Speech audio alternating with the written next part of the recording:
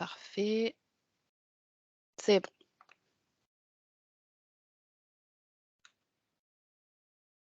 Dans un premier temps, petit rappel des bonnes pratiques que tout le monde connaît, hein. Vous avez un chat qui est à disposition. Vous pouvez également lever la main pour prendre la parole. Sachez qu'il y a un temps d'échange qui est prévu en fin de réunion où vous pourrez échanger, vos questions, vos interrogations et vos recommandations. À l'ordre du jour de cette réunion, pardon, à l'ordre du jour de cette réunion, dans un premier temps, on va, recontextualiser, l'expérimentation, Mon espace santé. Je laisserai dans un deuxième temps les acteurs impliqués se présenter. Il y aura un petit rappel du calendrier, des objectifs, communs, de l'expérimentation, donc entre, SONES et l'expérimentation, le pilotage. Et puis, on reviendra, en détail sur les retours d'expérience des établissements, pilotes. Tour à tour, les établissements pourront, prendre la parole pour faire leur retour et puis enfin, nous aurons, un petit temps d'échange. Je, laisse donc hop, je laisse dans un premier temps la parole, à Maëlys peut-être? Oui, De ou l'AMS Claire, sur comme tu cette veux. slide? Comme vous le souhaitez. Vas-y, OK, vas-y, Maëlys. super. Donc ce slide, hein, c'est pour rappeler le contexte de l'expérimentation qui se déroule, sur les 2 briques déjà disponibles de Mon espace santé, donc qui sont le dossier médical partagé, donc l'alimentation du dossier médical partagé, pour les professionnels, de santé et puis, le développement des usages, des échanges entre les professionnels de santé et les patients. Donc, ça, ce sont les 2 briques de fonctionnalités disponibles qui sont concernées par l'expérimentation. Les 2 autres briques, sont toujours bien dans le scope et sont plutôt prévues, d'arriver, pour la fin d'année, 2022. Donc ce sont l'agenda qui permettra, d'avoir, les rendez-vous des patients, intégrés dans Mon espace santé et le catalogue d'applications, dont les travaux, sont en cours, pour le moment. Et juste pour préciser, le catalogue, va très probablement sortir cet été, hein. Il y a la commission de référencement qui a lieu fin juillet et en fonction, là, il y a les exigences sont assez élevées d'un point de vue sécurité, interopérabilité, éthique, et du coup, selon, on va dire la commission de référencement, mais techniquement, la plupart des éléments sont prêts, donc ce sera plutôt T3, 2022.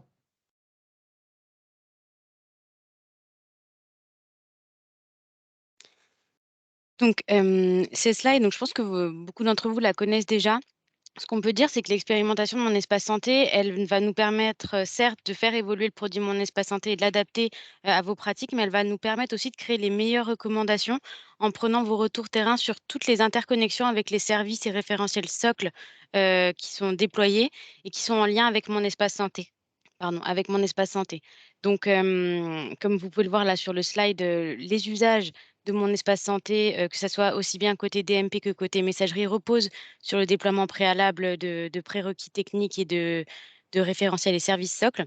Les rétests qu'on a pu faire, déjà, en début de semaine nous montrent à quel point, ces déploiements, peuvent être des leviers, ou des freins dans l'expérimentation. Donc c'est aussi, le but, de cette expérimentation de pouvoir créer les meilleures recommandations, pour les prochains établissements qui se lanceront dans la démarche. Merci Claire, merci Maëlys. Pour la suite, je laisse la parole, à l'ARS. Alors peut-être Maëlle? Oui, bonjour à tous. Maëlle Spanuet en charge de la coordination, de la feuille de route numérique et du coup du Ségur, et également du coup mon espace santé. L'objectif, hein, ces slides vous les connaissez, c'était de vous rappeler un peu, quelles étaient les ressources, à votre disposition pendant la phase pilote. Donc avec un rappel des différents acteurs, à la fois au niveau national, régional et puis, aussi, vous inviter aussi à peut-être contacter des autres établissements pilotes puisque cette expérimentation se fait à travers la France. Donc on a 9, vous êtes 9 en région, mais vous avez la possibilité aussi de prendre contact avec, les 151 autres, établissements pilotes, en France. Donc, au niveau régional, moi, je pense que vous avez tout le monde ici, avec peut-être l'assurance maladie qui a peut-être pas pu se joindre ici, qui est là avec nous également, donc qui sont vos contacts et les pilotes de la feuille de route numérique, donc l'ARS, le GRAD, GIP Santé Numérique et puis l'assurance maladie, et puis au niveau du national, hein, l'ANS et la DNS, ainsi que la CNAM qui est présente aujourd'hui.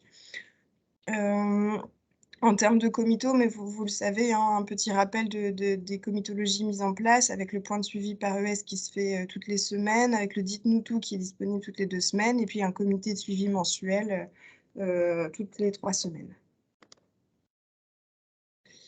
L'objet de cette slide, hein, c'est de vous rappeler les échéances et le calendrier et de nos attendus sur cette phase pilote avec aussi son fonctionnement avec SonOS, mais ça on ira dans le détail un peu plus sur la slide suivante.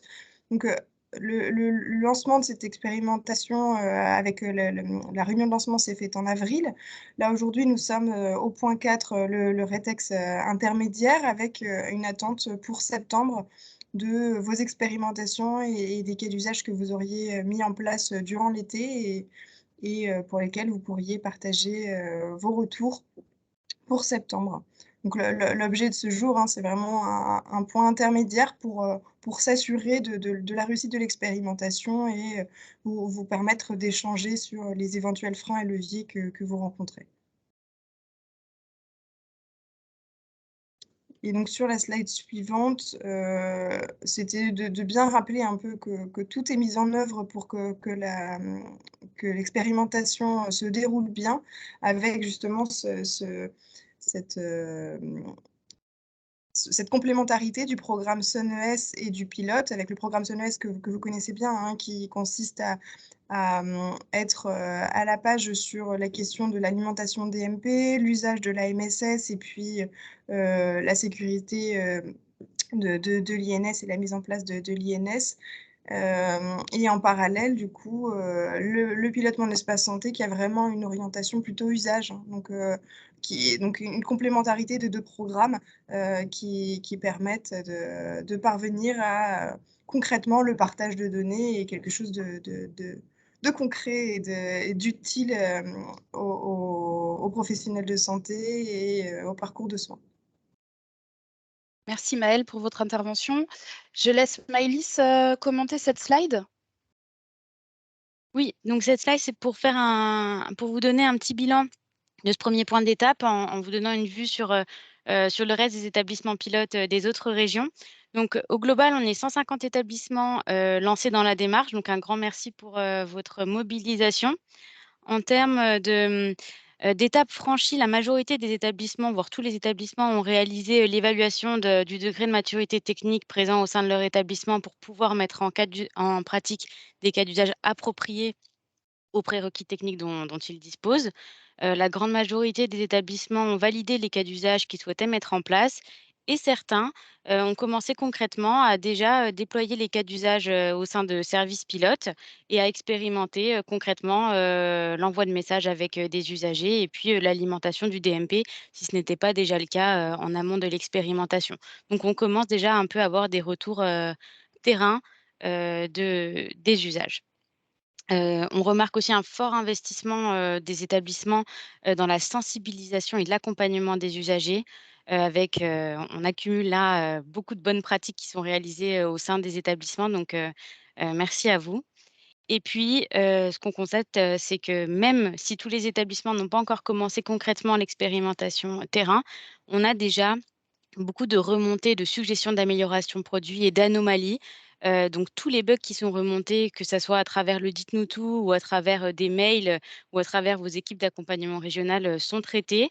Certains sont déjà corrigés et vos retours ont déjà permis de faire évoluer, le produit et d'autres sont, intégrés dans la roadmap ou en cours, d'étude, pour arbitrer sur des corrections, à apporter par la suite. Voilà pour ce petit point d'étape. Je me Très permets bien. juste Oui. de compléter en 2 phrases. C'est vraiment très important. Enfin, pour nous, cette expérimentation, elle est vraiment critique au niveau national, parce que ça nous apporte, comme le disait Maëlys, beaucoup de retours sur la partie, donc à la fois usage, pour un peu imaginer la suite, sur le produit Mon Espace Santé, mais aussi sur la trajectoire du Ségur du numérique, voilà, dans lequel le grade, l'ARS vous accompagne. Du coup, ça pose plein de questions sur l'authentification, ça pose des questions sur les éditeurs, et nous, c'est aussi des choses qu'on voilà, qu'on relaye au niveau national. Sur les enjeux de communication, on en est conscient, il y a un gros travail, vu que l'opt-out a eu lieu tard, et nous, c'est aussi ce qui nous permet d'accélérer sur un certain nombre de sujets avec des retours très, très concrets, quoi. Donc, merci beaucoup. C'est vraiment quelque chose qui est très, très utile.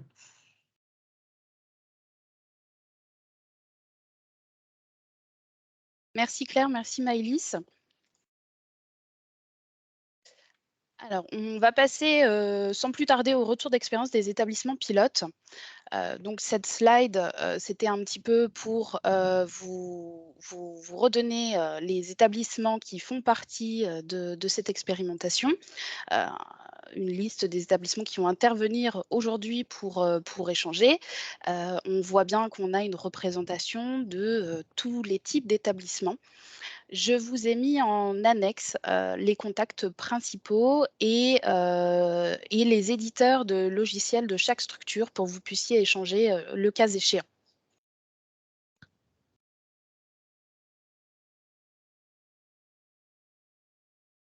On passe au retour d'expérience de l'Institut médical de Breteuil, qui est représenté aujourd'hui, si je ne me trompe pas, par Madame Amel Isabelle, qui va présenter avec moi. Donc, bonjour Madame, qui va présenter avec moi du coup le premier parcours préadmission. Le cas d'usage qui a été mis en place, c'était l'envoi d'un questionnaire de consentement numérique et papier via la MSSC. Le cas d'usage numéro 2, pour l'instant, on n'a pas encore de sortie d'hospitalisation, donc il n'a pas encore été expérimenté. À savoir que l'Institut médical de Breteuil est un SSR d'à peu près 132 places au total, donc 45 places de jour, et que les réunions de suivi se sont toutes bien passées sans aucun souci. Je vous laisse, Madame Hamel, peut-être du coup reprendre la main sur cette slide.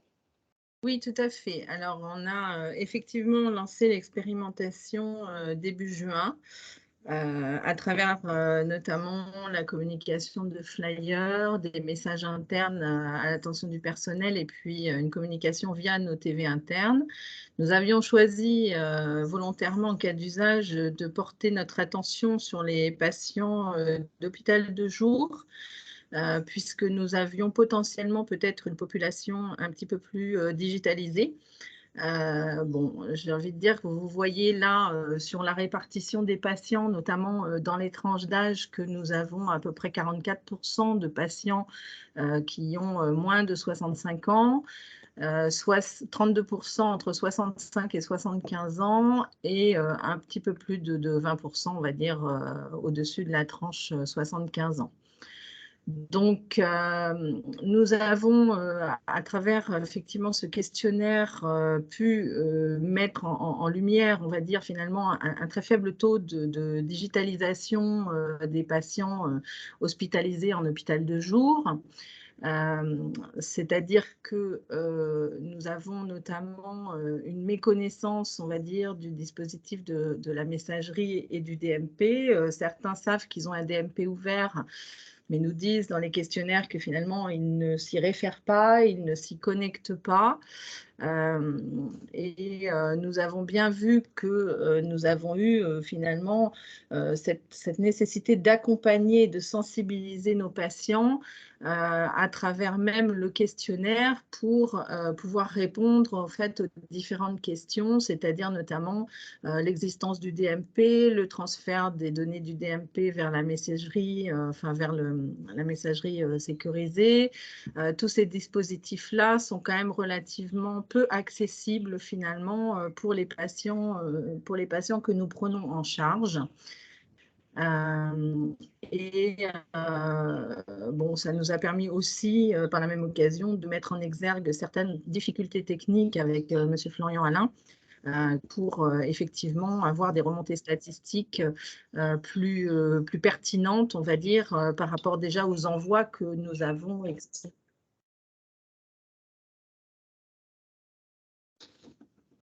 Oui, je disais donc par rapport au DMP que nous avons déjà mis en place depuis maintenant pas mal de temps.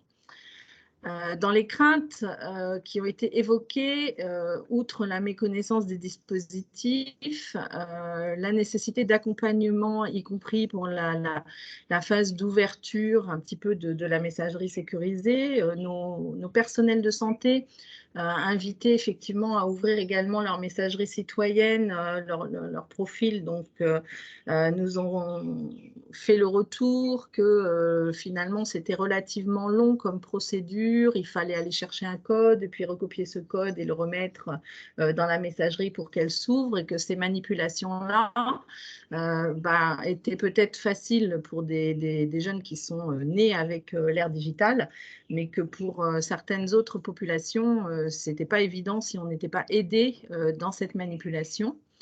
Le recours au papier reste encore largement plébiscité, un petit peu de résistance au changement et puis des craintes, mais relativement minoritaires, sur des craintes de piratage. Une gestion des accès patients qui ne savent pas trop comment faire pour donner accès aux différents acteurs. Est-ce que tout le monde va pouvoir y accéder? Est-ce que je peux choisir finalement qui va pouvoir accéder à mon dossier patient? Et puis sur le recours aux aidants, également finalement une volonté très modéré, on va dire, de pouvoir laisser un accès éventuellement à un aidant sur la gestion de la messagerie sécurisée. Voilà. Pour arriver à cette expérimentation, nous avions effectivement fait des sessions de formation avec l'éditeur de logiciels pour les établissements pilotes plus largement que l'IMB, mais sur l'ensemble du groupe pour optimiser l'expérimentation.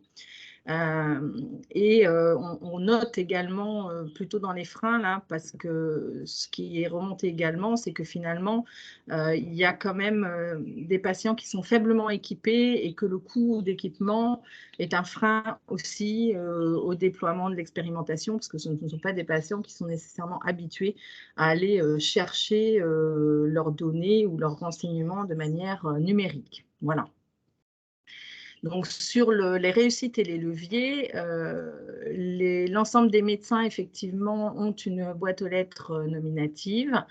Nous avons donc mis en place un temps dédié pour accueillir notamment les patients lors de l'admission et effectuer la sensibilisation. Ce qui est déjà, en fait, dans les suggestions de suite, on pense qu'on va retourner vers eux en cours de séjour pour savoir un petit peu s'ils ont pu se connecter, s'ils ont pu ouvrir leur compte et si éventuellement on peut les accompagner dans cette démarche. Là, on est en train de regarder en interne si nous pouvons dédier un temps pour les accompagner dans cette démarche d'ouverture et de numérisation. Pour l'instant, on n'a pas encore complètement répondu à cette question-là. Voilà. Donc, on a quand même un très faible taux de messagerie sécurisée citoyenne utilisée, puisqu'on est sur on est actuellement sur 11% de taux, on va dire, de messagerie sécurisée utilisée. La mise à disposition de documents médicaux que nous avons suggérés pour créer un intérêt reste encore relativement restreint sur les taux de réponse. Voilà. Je pense avoir un petit peu synthétisé, on va dire, l'ensemble de la démarche que nous avons conduite au mois de juin, donc jusqu'à ce jour. Je ne sais pas si vous avez des questions. Oui, j'ai une petite question si c'est le moment de la poser. J'ai bien compris du coup l'usage qui est déployé chez vous, mais du coup en termes de volumétrie, à l'heure actuelle, vous avez réussi à envoyer des messages concrètement à combien de patientes environ? Patientes environ? Alors, pour le moment, nous avions choisi dans les cas d'usage le compte-rendu et les prescriptions médicales. Pour l'instant, nous n'avons pas de patients sortis, donc nous n'avons pas pu encore avoir des données fiables, on va dire, sur une expérimentation là, qui, on va dire, est un peu plus de 3 semaines, quoi. D'accord, et concernant le questionnaire de consentement numérique? Alors, nous avions 34 patients concernés sur la restitution à fin de semaine dernière. D'accord, merci beaucoup. J'ai aussi une question à Michel Duménil, Villiers-Saint-Denis. Vous indiquez que vous avez des boîtes aux lettres nominatives pour l'ensemble de vos médecins, mais est-ce que cela signifie que ce sont seulement les médecins qui renvoient les messages? Non, non, pas du tout.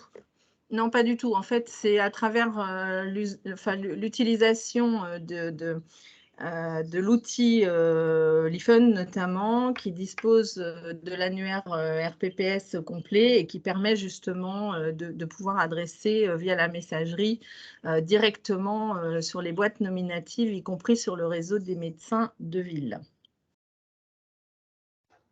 Donc, vous avez, entre guillemets, automatisé l'envoi, c'est ça, depuis votre dossier patient?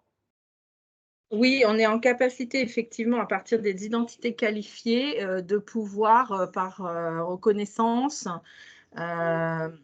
adresser effectivement par voie numérique l'ensemble des documents que nous avons sélectionnés pour la phase d'expérimentation. Et donc, comment vous gérez le fait que le médecin valide le courrier avant envoi? C'est une Parce que opération ça, manuelle? alors oui, oui, tout à fait. C'est-à-dire que le courrier, il est visé par le médecin avant d'être numérisé, hein. D'accord, merci. Mais juste rebondis également, parce que du coup, le cas d'usage numéro 1, c'est les médecins qui l'envoient? Je pensais que vous parliez du cas d'usage numéro 2, où là, c'est effectivement, il y a besoin d'une validation, mais le questionnaire de consentement, c'est pas le secrétariat et qui, effectivement, du coup, aurait peut-être une boîte organisationnelle? Alors, le questionnaire, il est fait par une personne en temps dédié sur l'accueil des patients.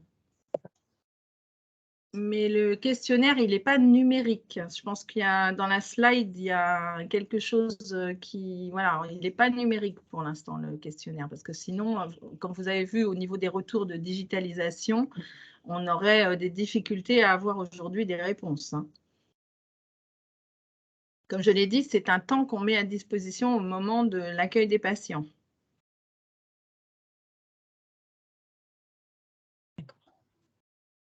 Bah, vous notez que c'est envoyé par MSSC. Bah, ça, je ne sais pas. Je n'ai pas rempli cette slide, donc je ne l'ai pas vue avant. Mais nous, les retours effectivement qu'on fait, c'est-à-dire les documents qu'on a sélectionnés dans les cas d'usage, sont effectivement envoyés via la messagerie sécurisée, mais ce n'est pas le questionnaire en tant que tel.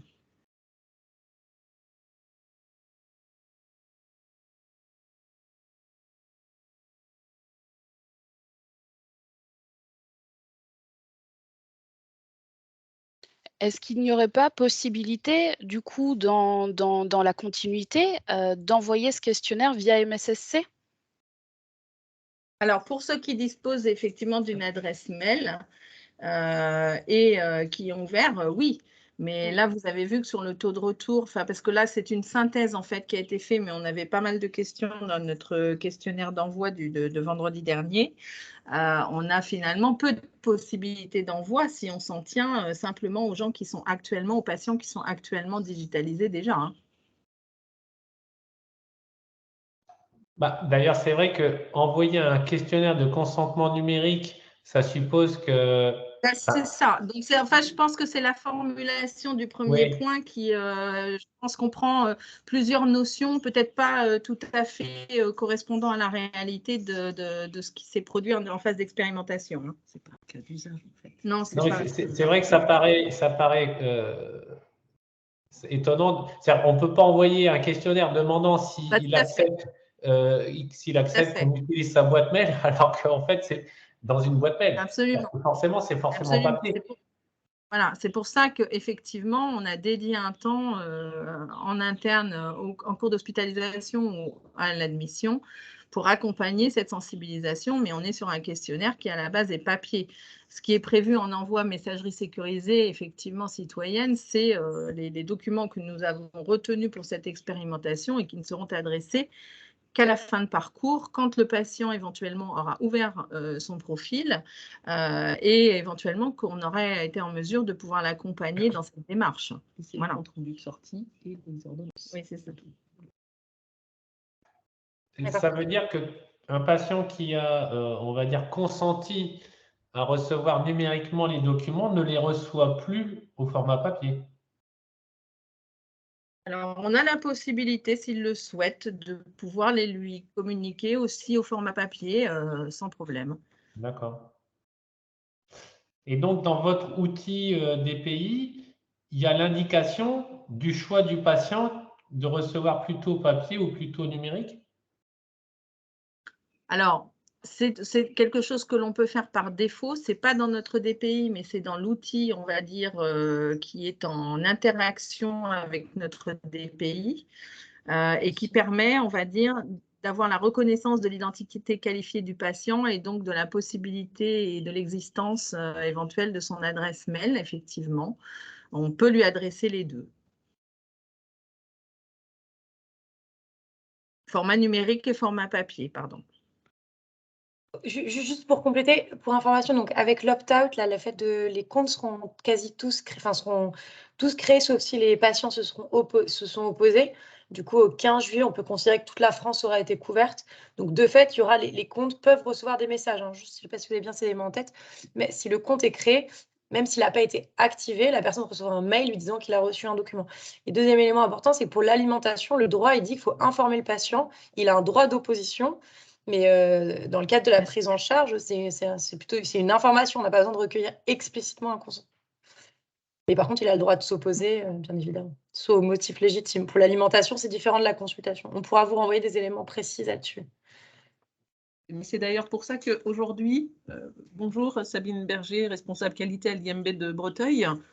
Aujourd'hui, ce qui se passait, c'est comme on demandait aux patients l'autorisation d'utiliser son DMP, on savait si on allait utiliser cette voie numérique pour alimenter le DMP. Ce qui, demain, on risque d'envoyer vers des DMP parce que par défaut, il sera ouvert, mais ça ne veut pas dire que la personne le consultera. Oui, mais après, c'est dans le cadre de l'échange. Parce qu'on avait une validation avec un document signé lors de l'admission qu'il acceptait qu'on alimente son DMP. Donc, ça va changer un peu la donne, le fait que le DMP soit créé systématiquement. Il y aura toujours ce temps d'information, mais nous, on n'aura plus d'éléments dans le dossier qui dira oui ou non, je le souhaite et je vais aller le consulter.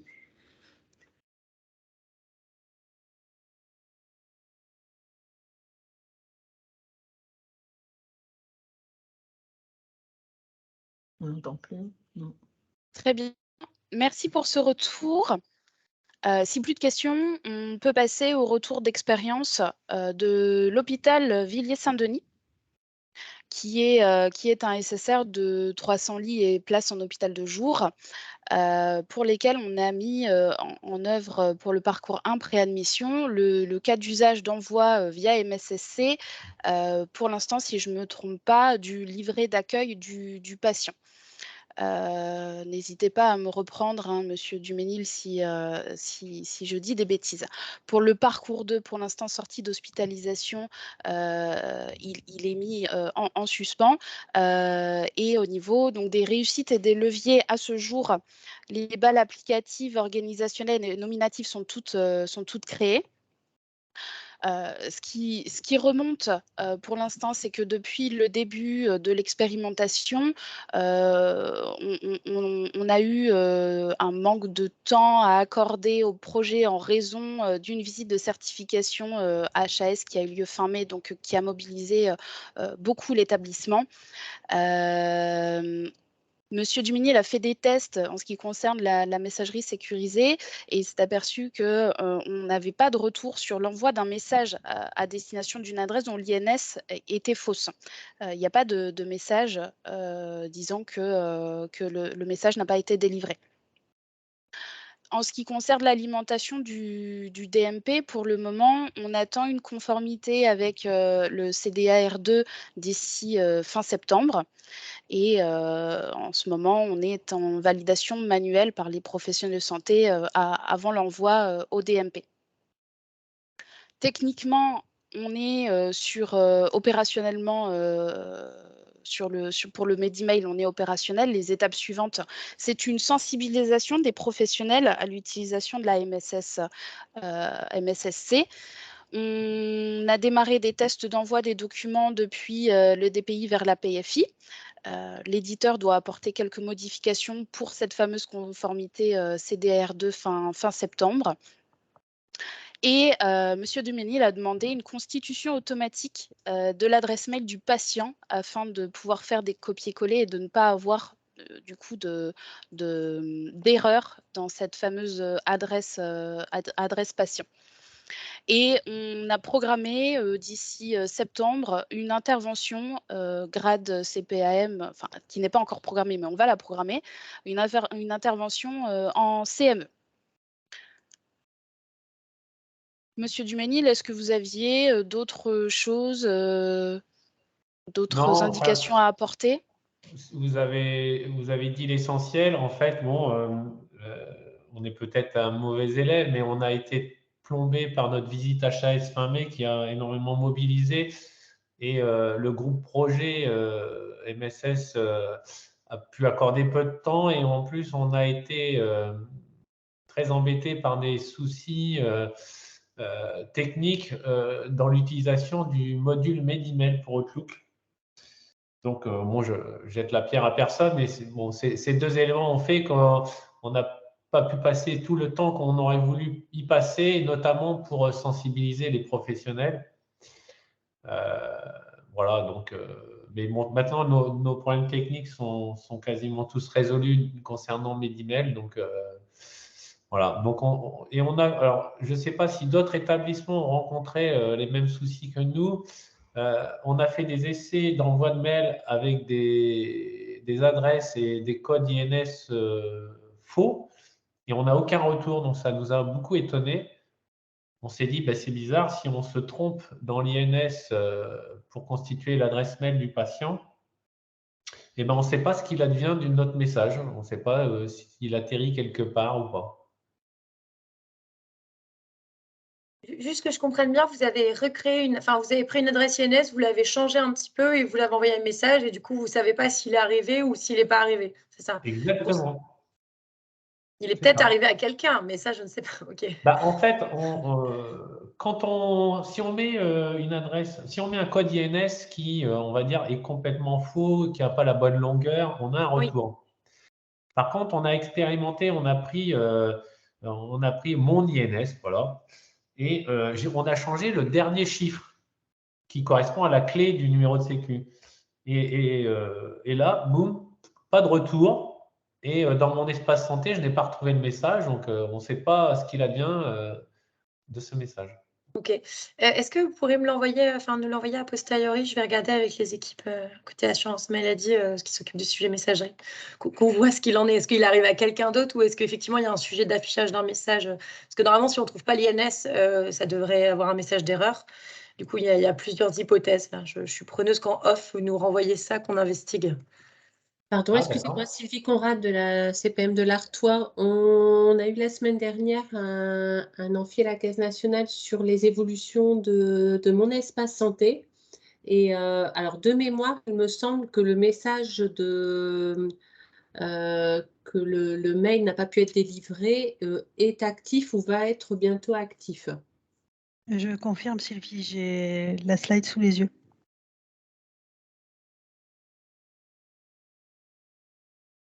Donc, ce point négatif devrait être levé ou élevé ou va être levé. D'accord. Normalement, c'était déjà le cas, du coup, je suis surprise. Bah, on a essayé plusieurs cas d'erreurs et forcément, si on oublie un chiffre, là, on a un retour, ça c'est sûr, mais pas dans les cas dans le cas qu'on a testé là.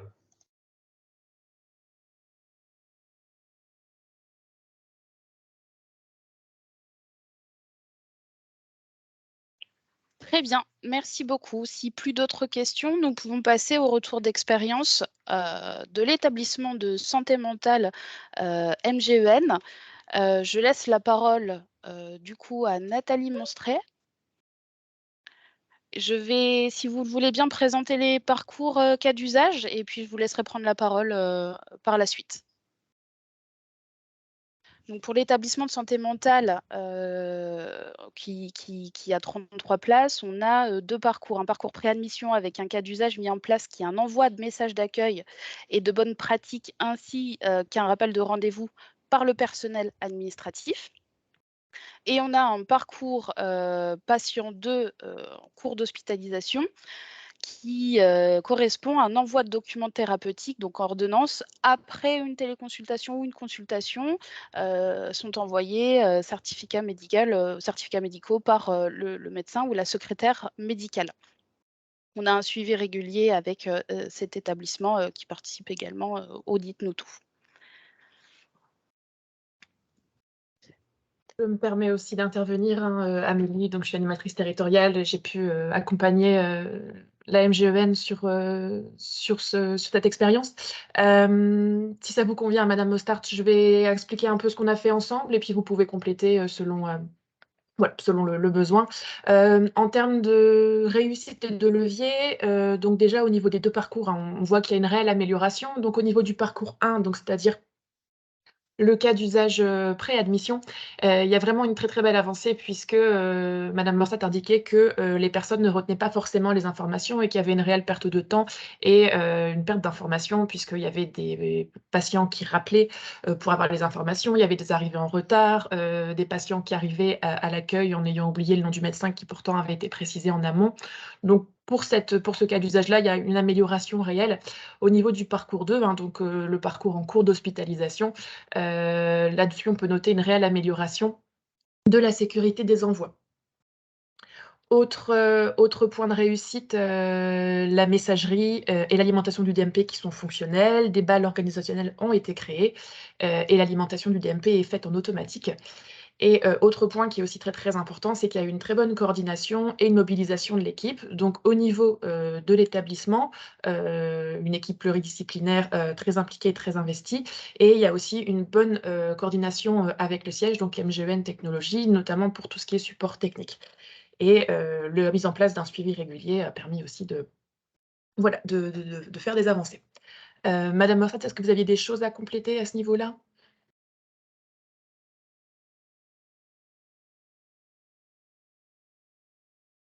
Alors, je ne sais pas si Madame Mostart est encore connectée. Je vais continuer, sinon je pense qu'on complétera par la suite.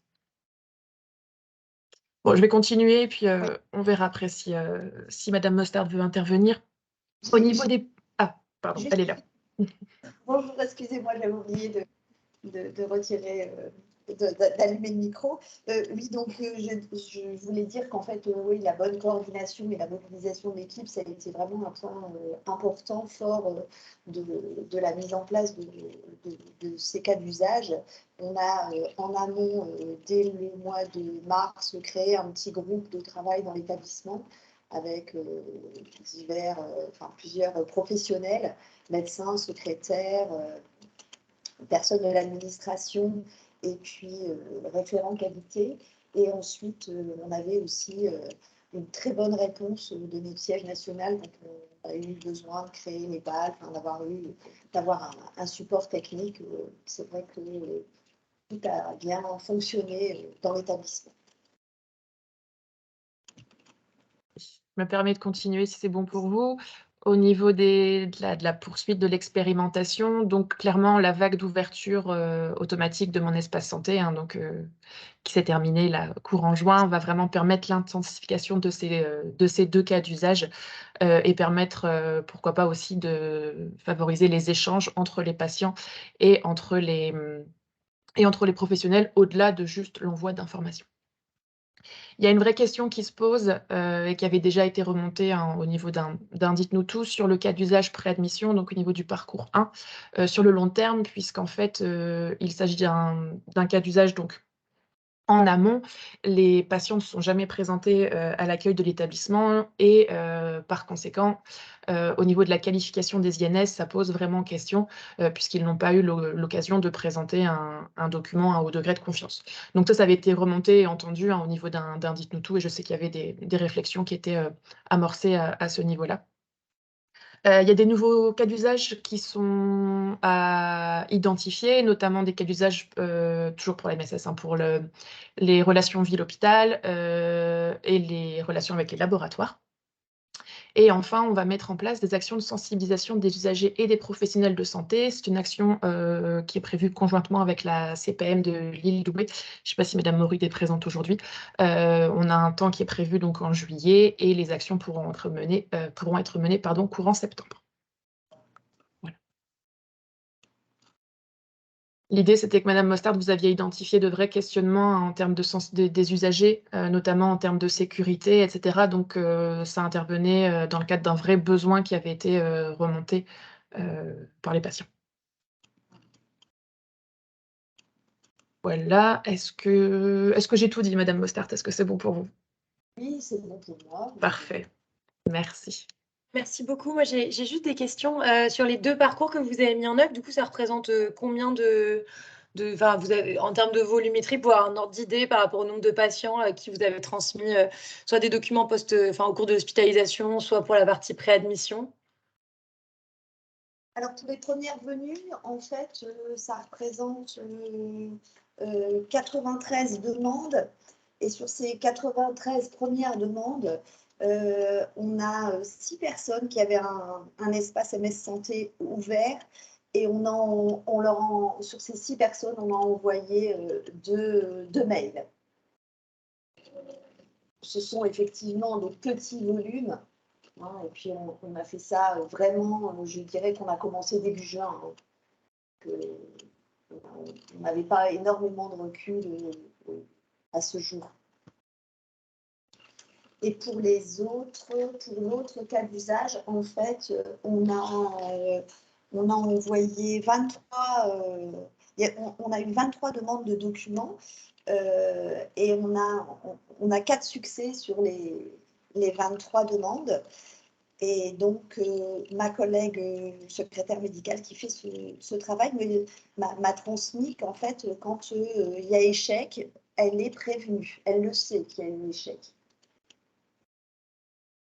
Que l'espace n'est pas créé. Et donc, le mail n'a pas pu être transmis via MS Santé citoyen. Voilà, merci. J'avais juste une remarque, c'est Michel Humeni l'avait dit. On avait réfléchi, nous, de notre côté aussi, l'envoi des rappels de rendez-vous et on a privilégié l'envoi des SMS avec l'outil DPI que l'on a. Alors peut-être que justement, j'aimerais bien avoir des retours d'expérience de ceux qui utilisent plutôt l'envoi de mails pour cette fonction. Alors nous, on nous a proposé là, effectivement, d'envoyer des SMS avec notre logiciel HM, mais on n'avait pas ce cas d'usage-là, en fait. On a décidé plutôt avec les SMS que ce serait pendant l'hospitalisation des rappels de consultation pendant le temps de l'hospitalisation. Là, on voulait vraiment sensibiliser les primo-consultants, donc pour avoir des renseignements en amont de la consultation. D'accord.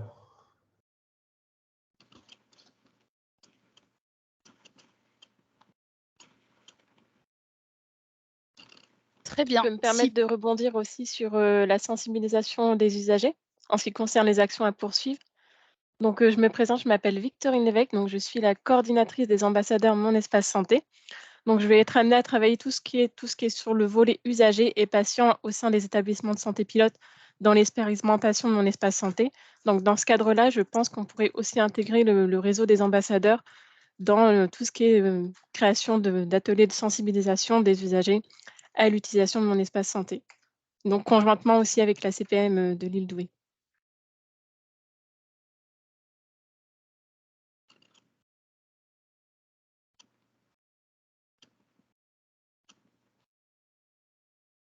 Très bien, merci Victorine pour ton intervention et merci Madame Austraet.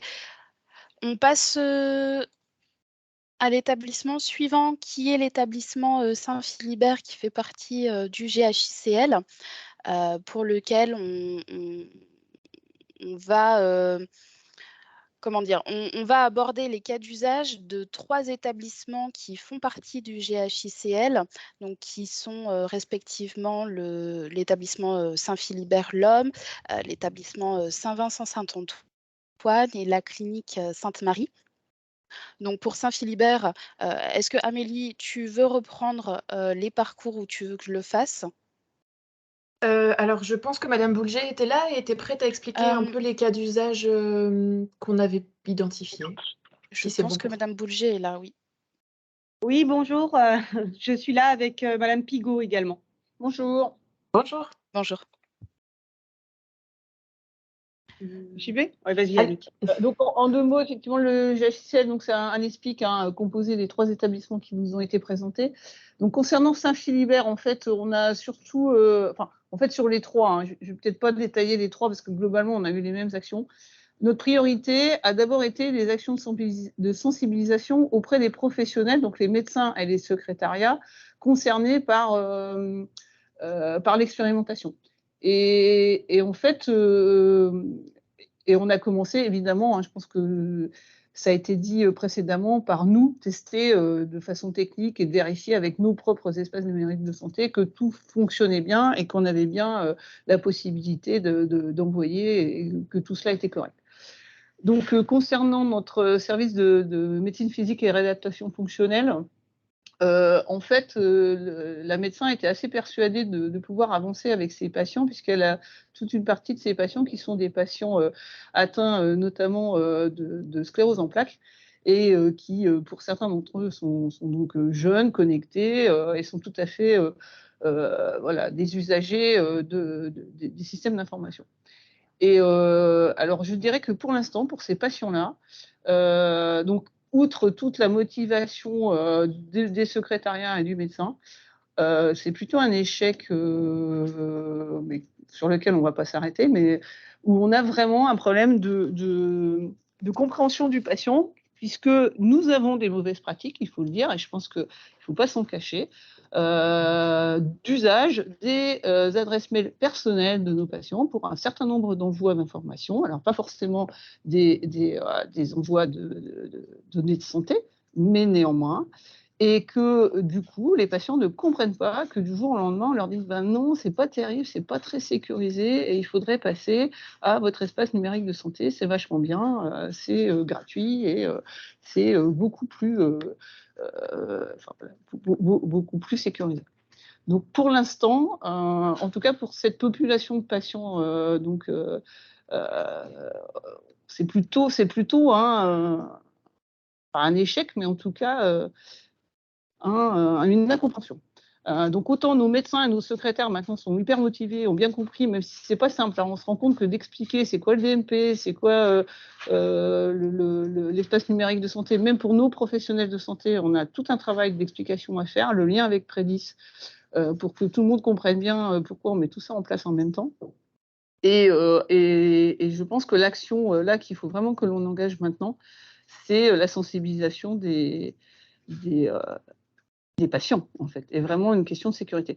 Moi, comme analogie, comme outil analogue pour les patients qui ont des enfants, je leur dis, c'est comme l'ENT. Maintenant, nos enfants, nos lycéens, vous voulez interagir avec le lycée, vous vous connectez à l'ENT et de la même façon, vous avez des mails disant que vous avez un mail à lire pour aller voir les notes ou les informations du lycée. Je pense qu'il faut qu'on arrive à ce même engagement pour les patients vis-à-vis de leurs données de santé. Ce n'est pas encore acquis.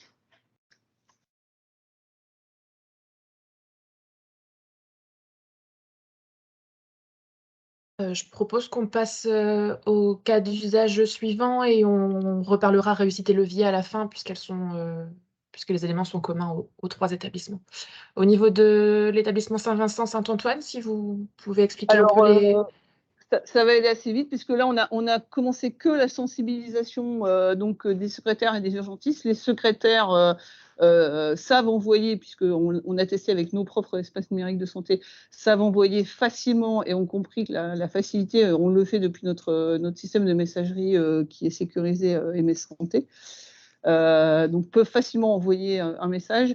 Malheureusement, sur le mois de juin, le médecin urgentiste concerné est en congé, donc nous n'avons pas pu lancer vraiment d'expérimentation avec des patients, puisque là, l'objectif, c'est d'envoyer l'ordonnance faite lors des téléconsultations, puisqu'à Saint-Vincent-de-Paul, Saint-Antoine, nous avons mis en place depuis déjà 3 ans maintenant des téléconsultations le lendemain d'un passage aux urgences pour un certain nombre de patients qui ne restent pas, du coup, qui ne monopolisent pas un lit et par contre pour lesquels on veut assurer une surveillance et on fait une téléconsultation le lendemain.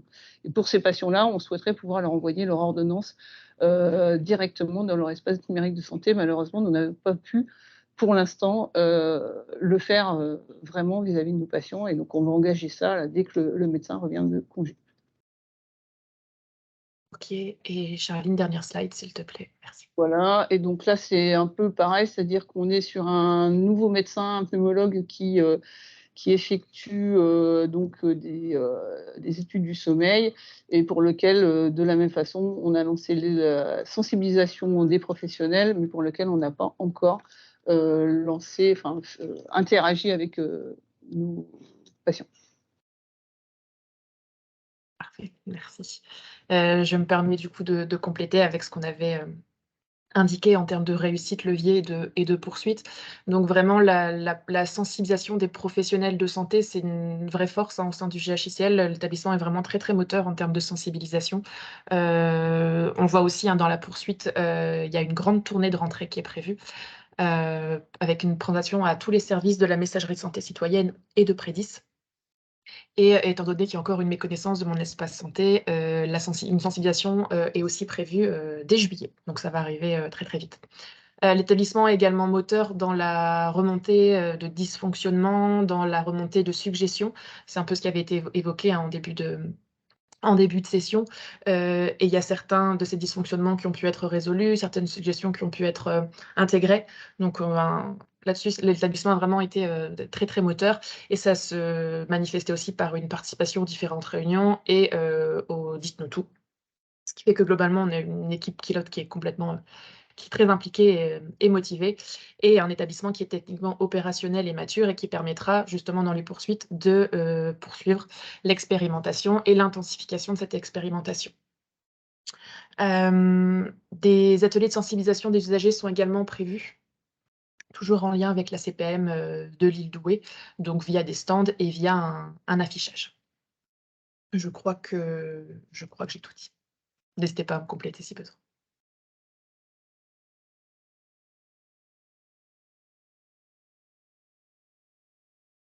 J'ai une question, merci beaucoup. Je me souviens, vous avez fait beaucoup de retours sur le produit. Merci encore. Sur ce dernier cas, parce que le cas précédent, vous disiez, il y a un PS qui était en congé. Sur ce cas-là, pour que, entre guillemets, commencer à démarrer de manière concrète les usages, c'est quoi la prochaine étape, le moment où vous allez vous lancer parce qu'en plus, c'est aussi dans l'optique de faire un peu une tournée globale des services pour sensibiliser. C'est sûr que c'est encore plus facile quand on commence à avoir des retours un peu concrets, notamment de PS. Donc voilà, c'est savoir un peu quand est-ce que vous avez prévu de démarrer sur la partie polysomnographie. Alors, je vais mettre les pieds dans le plat, hein. En fait, on a, quand je disais, on a investi nos secrétaires et nos médecins, et globalement, même si on se rend compte qu'il y a encore une méconnaissance très forte du DMP et de l'ENS, même chez nos professionnels de santé, globalement, on a une forte adhésion. Sur la clinique Sainte-Marie, c'est une clinique, donc on est sur des médecins qui sont des médecins libéraux, et pour lesquels, très clairement, hein, pareil, l'utilisation de la MS Santé, l'utilisation des messageries sécurisées plutôt que mon adresse Gmail que j'utilise d'habitude, reste un frein. Et donc là, on a un effort de sensibilisation complémentaire à faire auprès de nos médecins, clairement, et que du coup, la secrétaire soit vraiment investie d'utiliser correctement l'AMS Santé pour l'envoi des données aux patients ou à d'autres collègues d'ailleurs, plutôt que d'utiliser une adresse mail lambda. C'est vraiment un problème de compréhension des obligations d'envoi des données de santé de façon sécurisée. Ouais, du coup, c'est pas une problématique d'équipement. Vous disiez, en fait, ils ont déjà une balle orga MSS que le secrétariat a. C'est juste maintenant, faut qu'elle. C'est pas un obstacle à la fois d'équipement et c'est un obstacle culturel, quoi. Faut leur faire faire le changement. Exactement, c'est exactement ça. En fait, techniquement, en 2 mots, hein, et pour vous dire pourquoi, effectivement, je vous remercie d'avoir noté qu'on vous a un peu spammé sur tous les dysfonctionnements, les petites problématiques qu'on a pu rencontrer. En fait, ce qui s'est passé, c'est qu'on a eu un appel, on a eu un lien avec l'ARS et qui nous a présenté en quelques minutes hein, le fonctionnement de la messagerie citoyenne de santé. Et en direct, j'ai pu faire un test et envoyer à notre interlocuteur un message sur sa MS Santé. Parce que notre système de messagerie est déjà sécurisé MS Santé et que dès qu'on a testé, ça a fonctionné. Donc techniquement, on avait l'assurance, avant même de s'engager dans les tests, que techniquement, on était bon, on était prêt. Et donc effectivement, la problématique, elle n'est pas technique, ce qui n'est pas vrai pour l'envoi au DMP, hein, où là, il y a une vraie problématique technique, mais l'envoi d'un simple mail sur la messagerie citoyenne fonctionne super bien.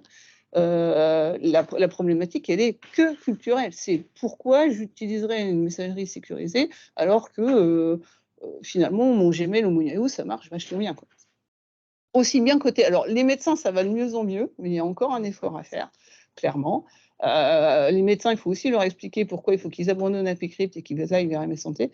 Les patients, je vous disais, c'est vraiment comme il faut arriver à leur dire, c'est tout, ça s'impose à vous.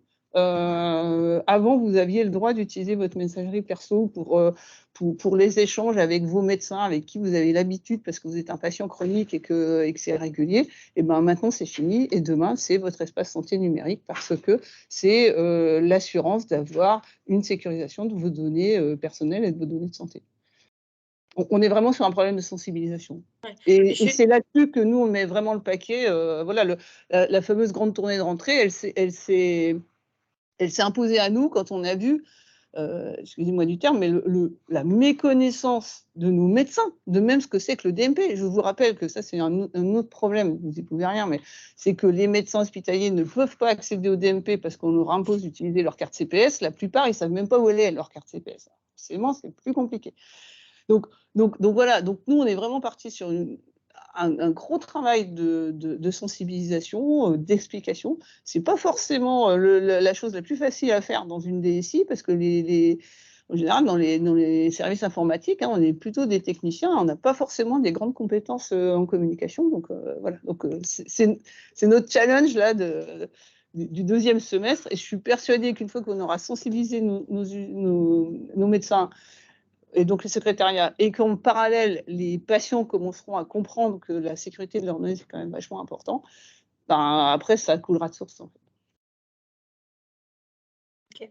J'ai une dernière question, peut-être après pas prendre trop le temps. Juste que vous dites qu'il y a un blocage par rapport à l'alimentation du DMP, mais du coup, les ordonnances ne sont pas faites dans votre DPI?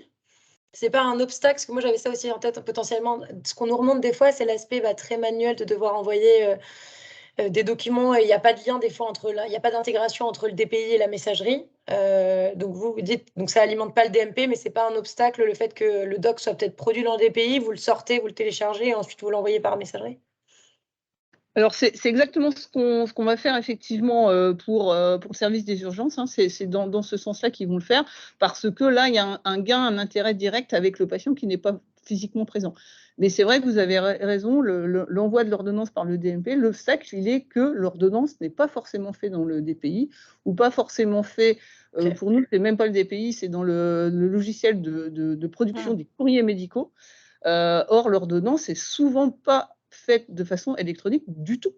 On a encore énormément d'ordonnances à l'hôpital qui sont faites sur des documents papier, préimprimés, avec évidemment toutes les informations obligatoires FINES et RPPS, mais effectivement, on a encore énormément d'ordonnances papier, puisque le patient étant physiquement présent, on lui remet en main propre, et que voilà. Donc là, bon, puis après, derrière, il y a le DMPV2, CDR de niveau 1, tout ça, bon, ça c'est autre chose, mais voilà, là, c'est vrai que c'est quand même c'est une étape supplémentaire à franchir, l'envoi DMP V2, contrairement à l'envoi d'un simple mail, où pour l'instant, pour un nombre réduit de patients pour lesquels il y a un vrai intérêt, oui, la secrétaire fera l'effort de le numériser et de l'envoyer par mail. Ça, c'est tout à fait compréhensible et facile à faire.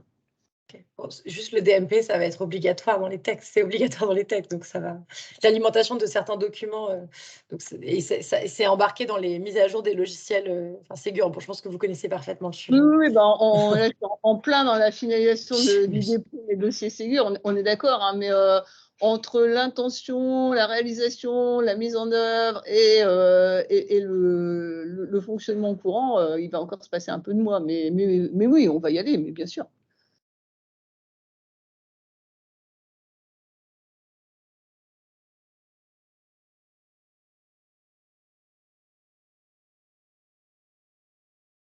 Très bien, merci à tous pour votre intervention.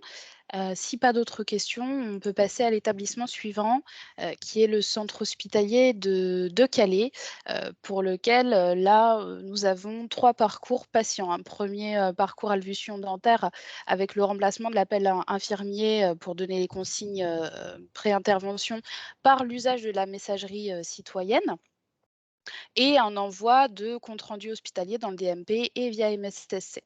Un deuxième parcours examen d'imagerie où les comptes rendus d'imagerie sont transmis automatiquement au DMP et sur la messagerie citoyenne du patient. Et un troisième parcours, consultation pré et post-venue, où le patient qui a rendez-vous en consultation au centre hospitalier recevront un message détaillé dans leur messagerie citoyenne avec l'adresse du CH, des consignes particulières et une alimentation en compte rendu de consultation dans le DMP. Le centre hospitalier a actuellement 444 lits et places. On a un suivi qui est très régulier, une participation active au audit nous tout. Si ça vous convient, Monsieur Humbert, je vous laisse la main pour nous faire votre retour d'expérience. Merci beaucoup pour cette petite présentation de nos cas d'usage. Concrètement, au niveau des réussites et leviers, on vous entend pas. Ah. On vous entend très très très loin. Je ne sais pas si c'est moi ou vous.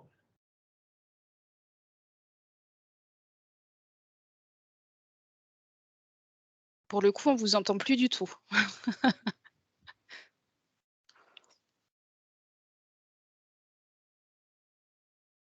Je ne sais pas si les autres participants l'entendaient bien. Non.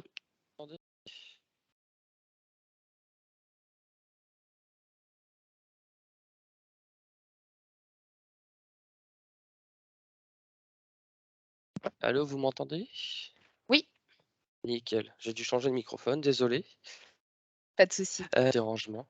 Comme je disais, concernant nos réussites et nos leviers, nous, on a mis en place la PFI d'Xpéris pour l'envoi au DMP et à la messagerie citoyenne, afin que les envois soient automatiques. Concernant nos cas d'usage, on les a lancés pour l'envoi à la messagerie sécurisée citoyenne, principalement au niveau des rappels de rendez-vous pour les consultations pré- et post-venue, à partir du 15 juin 2022, vu que c'est la date d'opt-out pour notre région. Donc on s'est basé là-dessus afin d'avoir des messageries citoyennes ouvertes et des DMP ouverts principalement. Ce qui nous a principalement aidé, c'est que nous, techniquement, au niveau des balles applicatives organisationnelles et nominatives, tout était déjà créé. Nos professionnels de santé ont tous ici, chez nous, une balle nominative. Ce qui a aussi permis de mettre en place nos cas d'usage, surtout sur l'alimentation du DMP, c'est on alimentait déjà préalablement le DMP en version V1. Mais pour l'instant, on n'est pas en capacité de faire l'alimentation en DMP V2. Concernant le laboratoire, on sera prêt d'ici la fin de l'année parce que c'est dépendant aussi de la mise à jour Ségur, évidemment, de nos logiciels métiers, donc surtout pour le laboratoire. Concernant le compte rendu d'imagerie, on devrait être prêt pour le premier trimestre 2023 parce que on doit installer un nouveau logiciel, donc qui est le RIS Explore pour la fin d'année. Et avec évidemment sa version Ségur pour l'alimentation du DMP V2. Et concernant le DPI, vu qu'on est en train de changer actuellement de DPI, en plein changement, on devrait être bon en alimentation pour le 4e trimestre 2023, vu que la solution vient tout juste d'être décidée, là au moment où je vous parle, donc c'est assez récent. Initialement aussi, pour nous aider dans la mise en place de notre cas d'usage, nous avions une personne en service civique qui devait initialement aller voir les patients directement dans les services pour les informer de ce que c'était Mon Espace Santé, les aider à activer leur compte, le cas où ils n'avaient pas déjà activé leur compte et du coup aussi les informer sur les tenants et aboutissants de Mon Espace Santé. Donc l'aspect DMP et aussi l'espace messagerie citoyenne patient. Malheureusement, notre service civique a dû interrompre pour cause personnelle et on aura un remplacement de cette personne-là courant septembre. Donc on pourra redéployer cette personne au sein des services pour informer les patients directement de l'utilité de Mon Espace Santé sur les différents points et aussi sensibiliser les patients à l'aspect sécuritaire et afin d'arrêter l'utilisation de leur mail personnel comme a pu être vu au niveau du GHICL. Et la personne en service civique pourra aussi nous faire des retours concrets directement aussi des patients, qui est compliqué à avoir avec nos cas d'usage, qui est juste de l'alimentation au niveau du DMP des documents et de l'envoi de rappel des rendez-vous pour que le patient ait bien ses horaires et ses créneaux de rendez-vous. On va aussi mettre au courant là de cet été un système de retour pour les patients. Si vous voulez, on a inclus notre référent des usagers dans le processus et elle sera plus apte à avoir des retours sur l'utilisation de Mon Espace Santé. Donc avec si vous voulez, comment dire, des informations faites aux patients, des communications faites aux patients sur l'utilité de Mon Espace Santé qui sont en cours de réalisation et qui vont être publiées au courant de cet été. Concernant les freins, pour nos professionnels, c'est surtout le fait, la clôture, de la discussion avec le patient qui peut être, assez, désagréable pour un professionnel d'envoyer juste, un mail vide avec le mot «fin» entre crochets, qui, ne comprennent pas trop l'utilité. Donc pourquoi ça se fait pas directement dès le début, entre guillemets, s'ils veulent clôturer les conversations. Et qu'ils ont un peu peur du fait de si on ne clôture pas les conversations, que le patient, puisse répondre et que le professionnel n'a pas eu le temps de voir dans ses messages pour pouvoir répondre au patient et que du coup ça pose potentiellement des problèmes par la suite. Et sinon un autre frein potentiel, c'était l'alimentation du DMP V2, via notre PFI qui elle sera par contre installée courant du mois de septembre 2022 pour le CH de Calais et qu'on a mis là en place juste la partie MSS, citoyenne.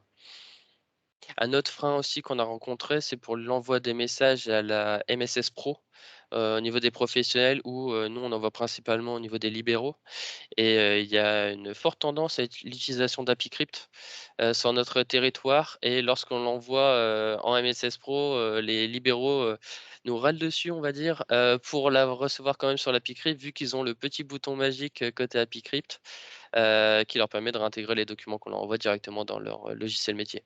Donc ça, c'est aussi un frein d'utilisation au niveau de la MSS Pro.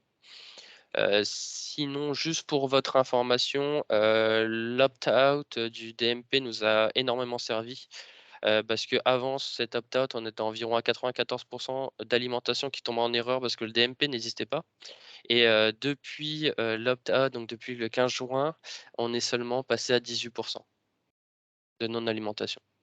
Donc ce qui est quand même un progrès assez énorme au niveau de l'alimentation, des DMP. Donc voilà pour, mon retour d'expérience. Donc je ne sais pas si vous avez des questions. Oui, Michel Luigny-Lavilliers, c'est plus une remarque qu'une question. C'est vrai qu'on a aussi du mal, nous, à sensibiliser nos correspondants médecins libéraux parce que ils ne sont pas forcément au courant de la MSS Pro. Il y a aussi AppyCrypt. Voilà, et puis il y a des médecins qui sont tout simplement réfractaires. Et donc, je voulais savoir s'il y avait des actions de sensibilisation autres que celles que nous, on peut mener auprès des médecins libéraux. Je peux vous donner des éléments au niveau national, puis après, je pense que les CEPAM pourront répondre et peut-être le grade à l'ARS. Du coup, il y a une campagne nationale auprès des médecins libéraux qui a démarré en mars, avril. C'est une campagne vraiment individualisée, c'est-à-dire que les conseillers informatiques services de l'assurance maladie vont voir un à un les médecins libéraux de chaque territoire avec une trame où ils leur repartagent Mon Espace Santé, le Ségur du numérique en santé, les grandes échéances, les messages clés autour des commandes Ségur également. Donc, la campagne, elle n'est pas encore terminée. Ça dépend des territoires, mais du coup, il y a un vrai accompagnement de proximité. Après, au niveau national, il y a pas mal d'actions qui sont menées auprès plutôt des syndicats, auprès des ordres, etc., qui relaient. Après, voilà, l'information descend plus ou moins bien, on va dire, sur ces populations. Et il y a des webinaires qui sont faits au niveau national. Et après, je sais qu'au niveau local, on va dire, il y a beaucoup d'actions qui sont menées plutôt côté assurance maladie, qui s'occupe plus du volet libéral, mais il y a aussi des grades des ARS. Ça dépend un petit peu des situations territoriales. Donc, je peux peut-être vous laisser parler, mais qui mènent des actions auprès des URPS. Il y a un certain nombre d'actions qui ont été menées.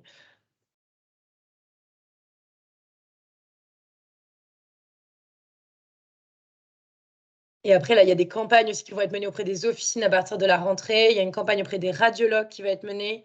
Pour la biologie, on travaille au niveau national avec tous les grands groupes de biologie et aussi on va avoir les fédérations d'indépendants. Mais comme c'est un marché très concentré, entre guillemets, pour bien sensibiliser toutes les directions, donc à la fois sur tous les enjeux techniques de mise à niveau des logiciels, mais aussi sur la sensibilisation autour de mon espace santé. Donc, on essaie d'adresser et au niveau national et au niveau, on va dire, plutôt régional, les différents acteurs en fonction des acteurs pertinents qui les connaissent bien, quoi. Je confirme, j'ai pas grand-chose à rajouter parce que c'est effectivement ce qu'on a décidé de mettre en place en région avec notre stratégie et nos plans d'action. Avec du coup cette petite spécificité, c'est qu'effectivement il y a des actions au niveau national, il y a des actions au niveau régional et on a fait le choix aussi en région d'aller jusqu'au territoire. Donc, comme vous le disiez, Madame Vigier, le GRAD, l'assurance maladie et l'ARS ont mis en place plusieurs niveaux de concertation, soit avec les ordres, soit les fédérations, etc., pour sensibiliser et lever les éventuelles barrières qu'il y aurait auprès de chacun des couloirs.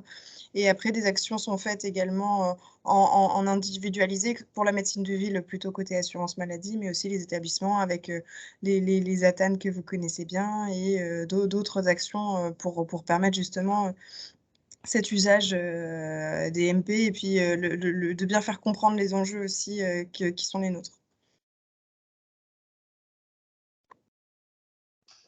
Merci. J'ai une petite question pour le centre hospitalier de Calais concernant la généralisation des échanges via la messagerie de Mon Espace Santé et Mes Santé pour le professionnel de santé. En termes de volumétrie, est-ce que vous avez une idée du nombre de messages envoyés? Et est-ce que vous avez déjà eu des retours de messages de la part des patients?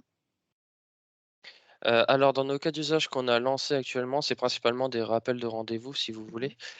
Donc nous, on a mis en place le fait de l'envoi et 1 minute après l'envoi d'un message de clôture qui empêche du coup le patient de répondre. Donc en fait, on n'a aucun retour des patients vu qu'ils vont pas le voir dans le laps de temps, de l'envoi.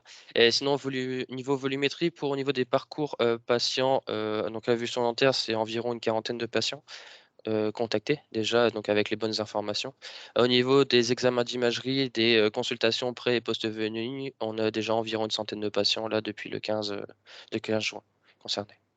Et niveau message de retour, on n'a eu aucun message de retour négatif, on va dire, de la plateforme, parce que nous, on envoie forcément à partir du moment où on a le NIR qui est au sein de notre gamme. Donc normalement, tout est déjà validé, tout est correct. Merci beaucoup. Par contre, je tenais juste à faire un petit point concernant la MSS Pro. On a eu aussi des remarques de nos professionnels de santé qui sont multi-établissements et qui se retrouvent donc à avoir plusieurs messageries pro, une sur chaque établissement environ. Donc, si le professionnel est en plus à un domaine libéral, il se retrouve avec 3 messageries pro potentielles à les consulter à chaque fois ou à utiliser pour avoir les bonnes informations.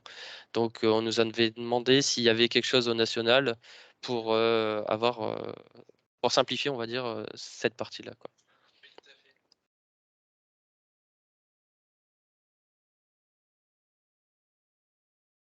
On l'a en tête, c'est pas un chantier très simple, mais après, il y a en parallèle, il y a pas mal de choses qui sont faites en ce moment. Il y a un sens, enfin, il y a une sorte de mini Ségur là qui est fait sur les clients de messagerie aussi pour améliorer l'ergonomie, parce que c'est un des obstacles souvent aussi qu'on remonte pour typiquement le message fin, que ce soit en bouton. Voilà, il y a pas mal de choses qui sont en cours, des discussions aussi avec les opérateurs et les clients de messagerie sur des aspects ergonomie et aussi d'intégration au logiciel métier avec une standardisation notamment des API pour que ce soit facile, parce qu'on a un écosystème qui est hyper morcelé aujourd'hui.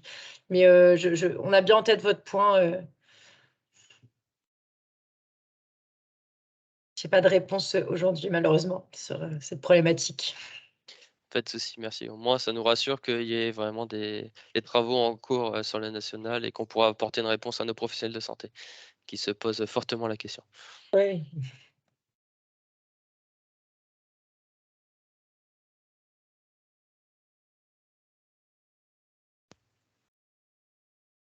Parfait, merci à tous.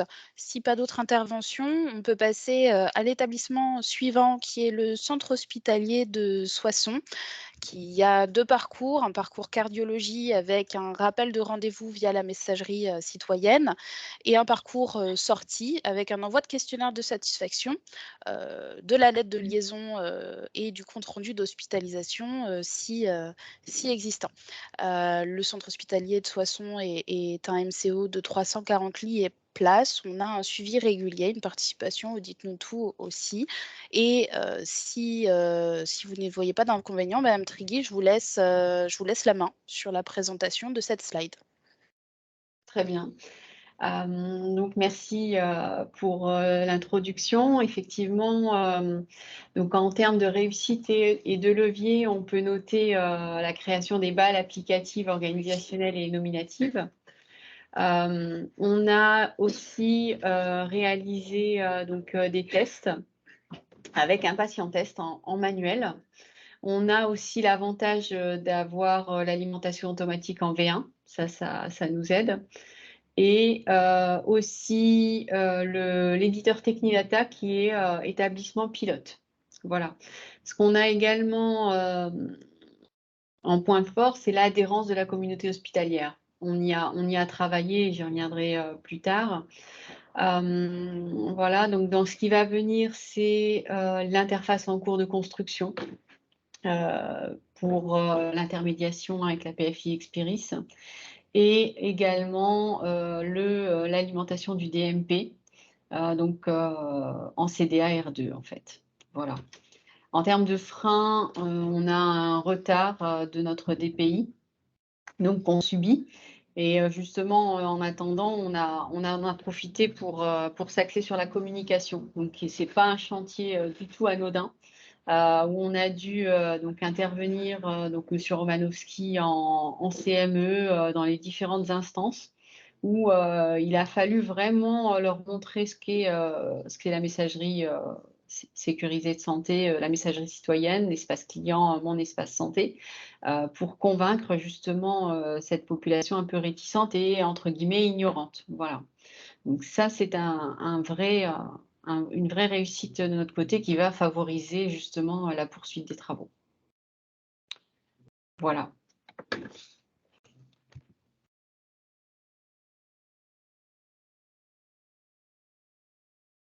ne sais pas si vous avez des questions.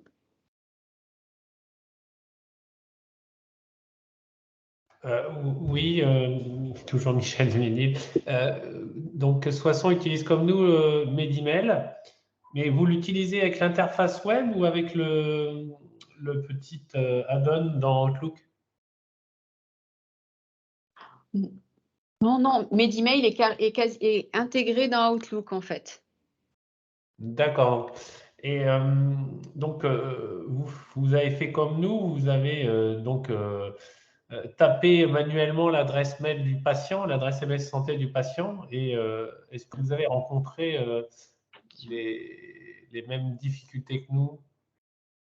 Aujourd'hui, j'ai pas le détail, mais ça, je pourrais me renseigner pour vous le donner. D'accord.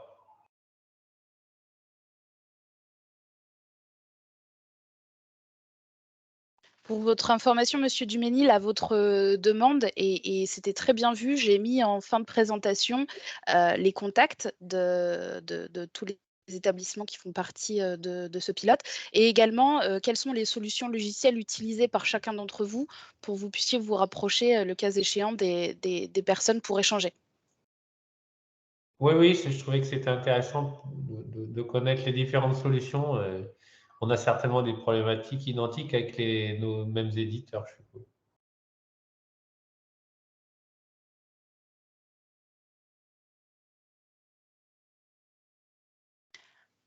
si plus d'autres interrogations, on passe à l'établissement suivant, qui est l'établissement soins-services, qui est une HAD, qui en moyenne actuellement a 260 patients, qui a 260 patients, pardon, qui a un suivi régulier, une participation active au Dites-nous tout. On a déterminé un premier parcours patient en pédiatrie pré-admission et fin de séjour avec l'envoi du courrier de sortie. La même chose pour le SSR, préadmission et fin de séjour. Et puis un dernier parcours en soins palliatifs avec l'envoi du courrier de sortie et brochure information thérapeutique fin de vie qui est envoyé en Y au DMP et à la MSSC. Monsieur Flamand, je vous laisse la parole si vous souhaitez intervenir. Bonjour à tous. Oui, donc on avait défini un certain nombre de cas d'usage. On a eu plein d'idées, mais on a été obligé de faire un peu le tri. Comme il y a beaucoup de choses qui ont déjà été dites, donc en HAD, on a quand même une patientèle assez âgée, donc liée aux enjeux du numérique, etc. On a essayé de se focaliser sur la pédiatrie en se disant qu'on allait avoir un public un peu plus sensible au numérique avec les parents. Mais en fait, on a levé plein de questionnements sur l'alimentation du DMP ou la MSS d'un enfant ou d'un nouveau-né. Et alors, la section pédiatrie chez nous a été ouverte très récemment et on a beaucoup de très jeunes enfants. Donc comment est-ce qu'on ouvre l'espace santé d'un nouveau-né, etc. Donc, on n'a pas vraiment réussi à lancer l'expérimentation en elle-même, mais on s'est quand même posé un certain nombre de questions. On a levé un certain nombre d'interrogations sur à partir de quand elles sont créées la MSS et l'espace santé d'un enfant quand il vient de naître, ou comment est-ce que les parents doivent rattacher l'espace santé de leur enfant, etc. Donc ça c'était sur la partie pédiatrie. Un rapide focus sur la MSS en elle-même. Comme beaucoup d'entre vous, je pense, on avait une solution MSS basée sur une messagerie parallèle à notre messagerie interne, qui existait depuis quelques années. Il y a eu un gros travail qui a été fait fin d'année dernière et début d'année pour justement intégrer toute la MSS dans Outlook directement, de manière à ce que nos professionnels de santé puissent l'utiliser de manière quasi transparente dans leur messagerie quotidienne. Mais comme ça a été évoqué dans beaucoup d'établissements, on a beaucoup de difficultés à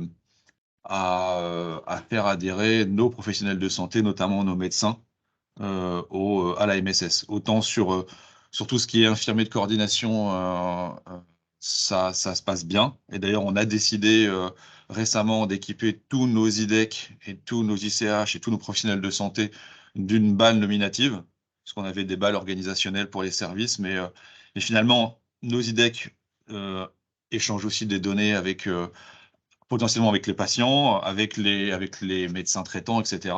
Donc ça nous semblait pertinent d'équiper tout le monde d'une boîte MSS nominative. Concernant le DMP, l'alimentation commence doucement, c'est pareil, l'opt-out nous a été d'un grand secours. Ces dernières années, on était techniquement prêts. Je reprends un peu ce qui a été dit pour le GHICL.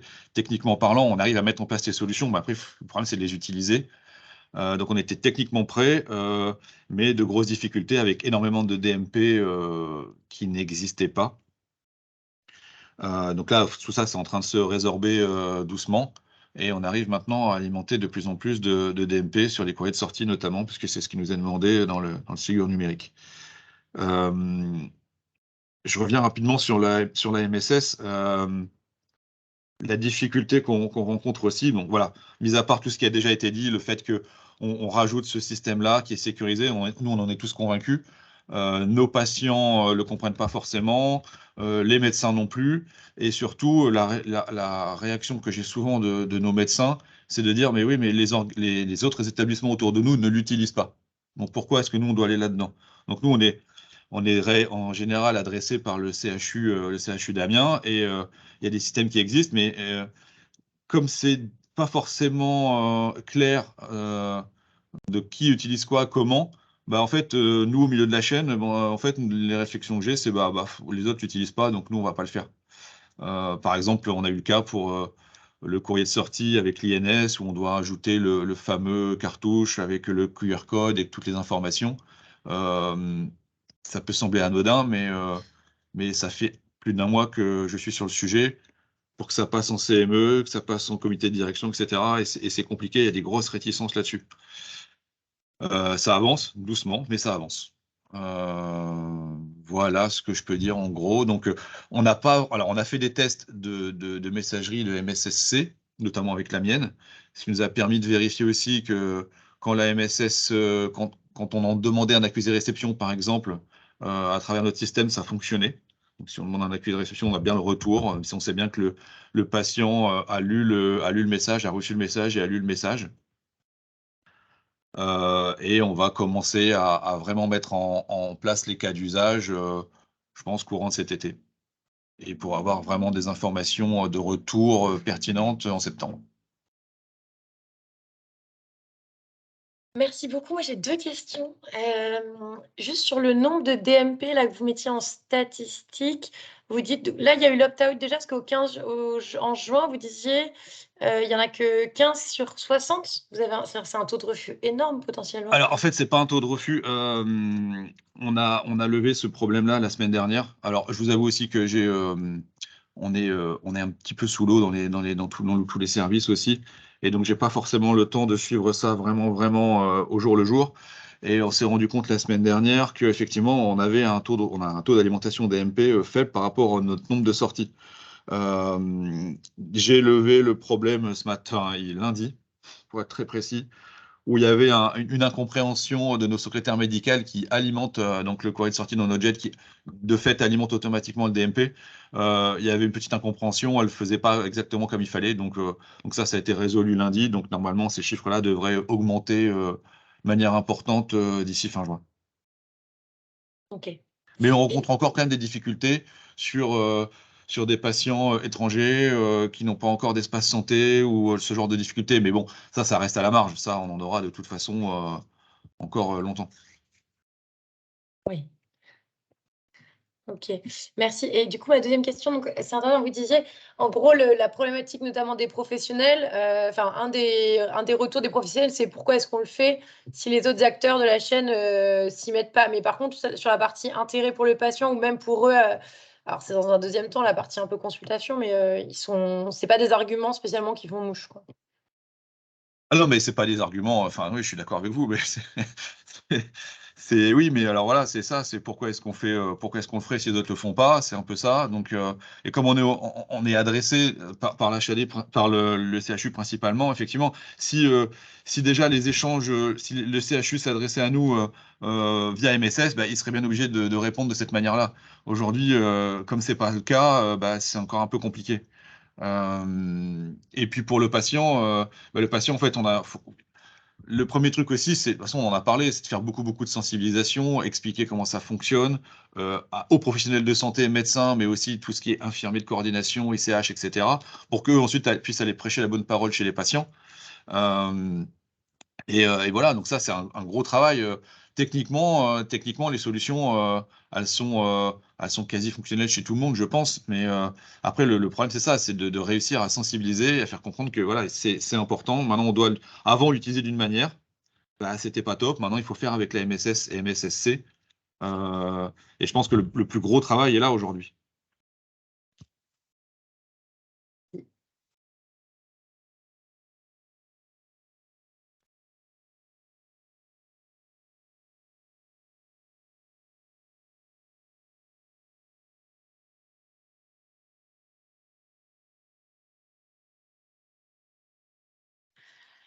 Si pas d'autres questions, je vous propose de passer à une section que j'ai appelée suggestions avec des propositions de l'Institut médical de Breteuil qui nous dit qu'actuellement, du coup, les secrétaires médicaux n'ont pas la possibilité de voir si l'envoi a été effectué avec succès et que la problématique, c'est la réactivité sur l'envoi ou les dysfonctionnements et qui suggère un support d'information et interopérable en cours d'analyse avec les éditeurs.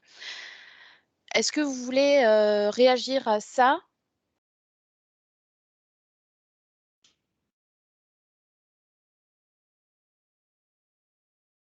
Elle réalise comment l'envoi, les secrétaires médicales à Breteuil? Alors, en fait, si vous voulez, via l'outil l'IFON qui effectivement, qu'on a évoqué tout à l'heure, mais elles ont effectivement, comme dans une messagerie classique Outlook, effectivement, le fait que il y a un décochement en fait parce que l'envoi a été réalisé, mais par contre, on n'a pas l'assurance vraiment que le destinataire a finalement bien reçu cet envoi-là. Donc, l'idée, c'était d'aller un petit peu plus loin et d'avoir comme un système, comme on peut avoir dans Outlook, d'accusé de réception, même si on ne le demande pas ni au médecin ni au patient, mais en tout cas d'avoir un accusé de réception, comme quoi, effectivement, l'envoi qui a été fait a bien été adressé et bien arrivé dans les boîtes mail des destinataires de messagerie sécurisée. Voilà. Alors, je crois que ça existe avec Medimail. Alors, je pense que c'est peut-être lié à l'IFON qui ne gère pas le retour. Oui, c'est certainement effectivement lié. C'est pour ça qu'on voit avec les éditeurs si effectivement on peut avoir cette traçabilité de la bonne réception finalement des envois qui sont faits via l'IFON. Monsieur, vous souhaitiez prendre la parole? Oui, c'était juste pour informer que nous, on passe pas par l'IFON, mais on passe par Innovelan avec notre serveur de messagerie et on a la possibilité de mettre de manière automatique ou non l'accusé de réception, en tout cas. Donc, et il fonctionne correctement. Donc, techniquement, côté plateforme, ça marche correctement. Et après, oui, du coup, c'est la question au niveau de l'éditeur, s'ils sont en capacité de mettre cette option-là quand ils vous font l'envoi, quoi. Il y a même la possibilité d'avoir un accusé de lecture. Après, même si on dit que ça ne veut pas juridiquement engager les professionnels, etc., mais c'est aussi, effectivement, c'est techniquement possible. C'est plus lié à l'implémentation derrière, du coup, de l'opérateur de messagerie.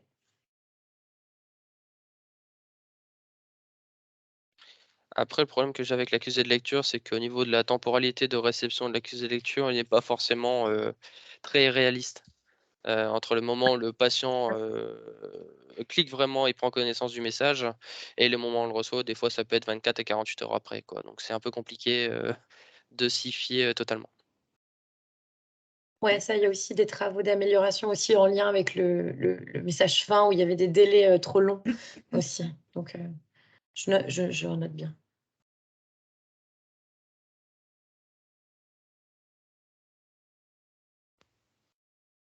Et donc, nous avons également une deuxième suggestion de l'Institut médical de Breteuil, mais vous en avez parlé, Madame Hamel, de cette fameuse ouverture du compte Mon Espace Santé qui est un peu longue et qui, du coup, provoque des déconnexions avant la fin du processus d'ouverture et vous proposez peut-être de l'ouvrir par l'intermédiaire de l'espace Amélie avec les identifiants existants. Est-ce que vous vouliez revenir sur cette suggestion? En fait, pour l'avoir eu en retour, effectivement, le fait de copier-coller des codes, de changer d'écran, ne serait-ce que sur un smartphone ou ce genre de choses, quand on voit qu'on a une population qui est relativement faiblement digitalisée, tout ça constitue finalement des freins à l'ouverture de l'espace numérique et à l'appropriation de l'outil. C'est surtout ça. Donc, pour beaucoup, par contre, des patients, l'espace Amélie est déjà opérationnel. Et la gestion des codes, surtout, et des identifiants est aussi une vraie problématique, notamment pour des patients à partir d'un certain âge, souvent, ou déjà peu, on va dire, enclins à utiliser ce type d'outil. Alors, si vous voulez, je peux répondre. Du coup, c'est un problème qui est bien connu, sur lesquels, du coup, on travaille activement. Il y a un peu deux pistes. Il y aura l'intégration de France Connect Plus, voilà, qui est dans la feuille de route pour pouvoir, qui est un outil d'authentification que je pense un certain nombre d'entre vous connaissent, un fournisseur qui vous identifie par rapport à d'autres clés d'authentification. Donc ça, c'est pas encore implémenté, mais c'est dans la feuille de route. Et sur la partie mobile, il y a aussi la volonté dans la partie connexion, alors pas sur le processus d'activation, Après, l'activation, c'est vrai que c'est un peu lourd, là, le fait qu'on doit mettre la carte vitale, etc. Après, il y a un sujet de sécurisation très élevé. Donc, c'est plus sur la partie connexion qu'on va jouer. Sur la partie activation, on est juste en train, les écrans ont déjà ont été changés.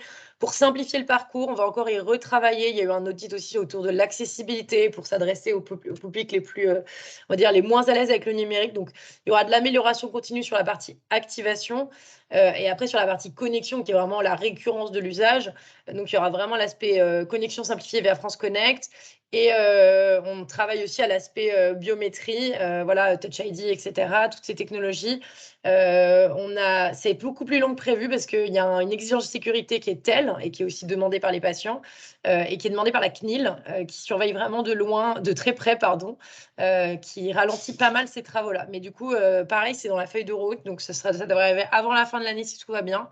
Mais on l'a bien on l'a tout à fait dans le viseur et voilà, tous les retours terrain sont utiles aussi pour qu'on continue d'accélérer sur la priorisation de ce sujet qui est pas simple, qui est assez technique derrière.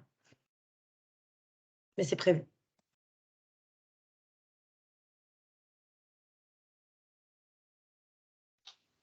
Parfait, merci beaucoup pour ce retour.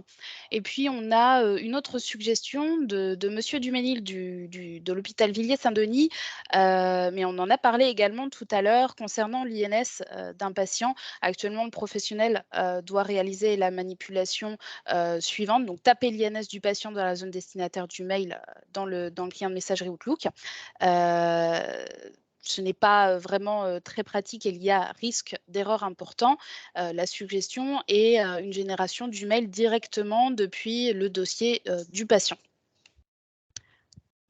Alors, juste une précision, c'est parce que c'est des cas d'usage où c'est pas c'est le médecin qui veut carrément échanger des mails avec le patient sans que forcément ce soit lié à l'envoi d'un compte-rendu ou d'un courrier spécifique. Là, c'est vraiment dans le cas où j'échange des mails et donc, nous, on utilise le client Medimail pour Outlook. Et là, c'est vrai que c'est assez compliqué de demander à un professionnel de santé de taper une suite de chiffres sans qu'il se trompe. Donc, on a demandé ce développement à notre éditeur du DPI pour qu'en fait, depuis le DPI et depuis le dossier du patient, on ait directement un interfaçage avec l'outil Medimail. Voilà. Parce que c'est vrai qu'on n'a pas évoqué jusqu'à maintenant un usage possible qui est j'utilise une messagerie comme j'utilise une messagerie en général haute pour échanger des mails entre le professionnel et le patient en dehors de l'envoi systématisé de certains documents. Peut-être pour répondre, donc ce cas d'ailleurs que vous évoquez, on a fait pas mal de retours d'expérience. Il y a plein d'établissements qui le testent. D'ailleurs, dans des parcours qui auraient pu être surprenants en santé mentale, en psychiatrie, enfin, il y a pas mal de choses intéressantes, d'échanges aussi, de suivi au long cours avec les patients qui sont en train d'expérimenter, donc plus du suivi médical. Après, là, c'est déjà techniquement possible. Du coup, ça dépend vraiment En fait, c'est souvent possible si déjà votre DPI est le client messagerie est intégré au DPI.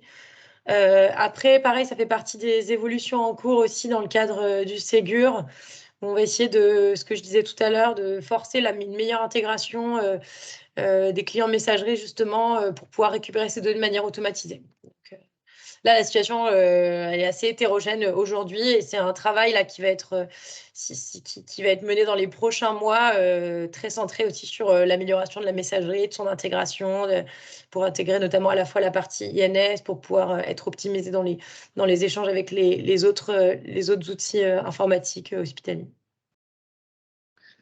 Oui, pardon, Annick Pigaut, je suis tout à fait d'accord. Hein. On voit bien que les éditeurs commencent à intégrer, notamment Maxime a parlé tout à l'heure de DL, où sur la version actuelle, on voit déjà apparaître à partir du moment où l'INS a été récupéré dans la gamme. Donc, et donc le RIS récupère donc l'outil de gestion des rendez-vous de radio récupère cet INS et affiche de ce fait directement l'adresse messagerie citoyenne du patient. Donc on voit bien qu'il y a effectivement des éditeurs qui ont déjà pris ça à bras-le-corps et permettent cet envoi facilité. Après, pour moi, c'est intéressant parce que c'est deux usages qui sont complémentaires, mais pas forcément divergents. C'est-à-dire que les échanges avec les médecins, c'est vraiment, en tout cas nous, avec nos médecins MPR, c'est vraiment ça qu'on souhaite faire. C'est que les échanges informels sur base d'adresses personnelles se fait, c'est une réalité. Voilà, quand vous êtes atteint de maladies chroniques, vous avez des échanges réguliers avec vos médecins. Et c'est cet échange régulier avec les médecins qu'on souhaite basculer entre une messagerie de santé côté médecin et une messagerie citoyenne côté patient. Et donc là, c'est bien dans la solution de messagerie. Ce qu'il faudrait regarder, c'est si nos systèmes de messagerie, donc on a parlé d'Innovelan, Dedalus Innovelan, il y a son concurrent Innovacom, il y en a quelques-uns, il y a Medimail. Est-ce que de la même façon qu'on a l'annuaire des professionnels de santé, est-ce qu'à terme, il ne faudrait pas avoir une sorte d'annuaire des INS, en fait, ou quelque chose d'équivalent qui permettrait effectivement facilement pour un praticien de pouvoir, s'il a besoin d'envoyer un message à son patient, d'envoyer facilement sans avoir à forcément refaire un copier-coller depuis la gamme.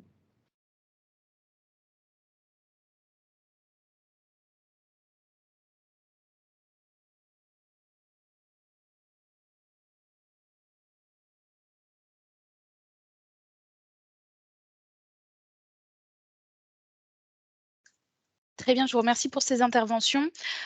J'ai une autre section à proposer qui sont plus de l'ordre de recommandations qui viennent des établissements pilotes. Je laisserai à chacun le soin d'intervenir au besoin. Donc, on remarque qu'on a toujours la même, ça va toujours dans le même sens. Il y a un fort besoin, un réel intérêt autour de communication auprès des professionnels.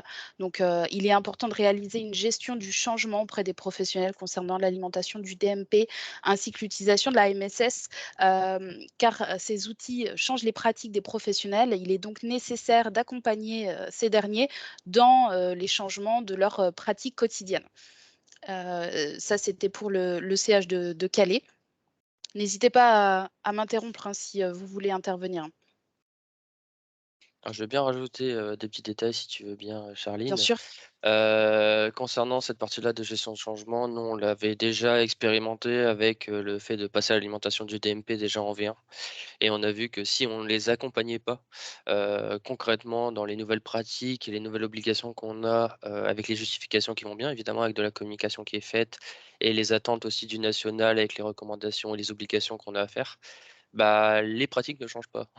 C'est-à-dire qu'on reste forcément avec des professionnels qui peuvent être réticents, et cetera, à ces changements. Donc, si on les informe pas, on leur explique pas concrètement quel est l'intérêt et quelles sont les obligations nationales, bah, jamais on pourra mettre en place ces cas d'usage. Donc, c'est pour ça que lors de ce Rex, on préconise fortement de suivre absolument cette partie gestion de changement, qui est aussi importante que la partie technique au niveau informatique en tout cas. Merci Monsieur Humbert. Effectivement, et puis dans la même trajectoire, voilà, prévoir des temps dédiés pour expliquer la numérisation, la messagerie citoyenne, qui n'est pas toujours accessible à des publics faiblement digitalisés. Ça, si vous voulez revenir dessus, Madame Hamel, on en a déjà évoqué toute la difficulté.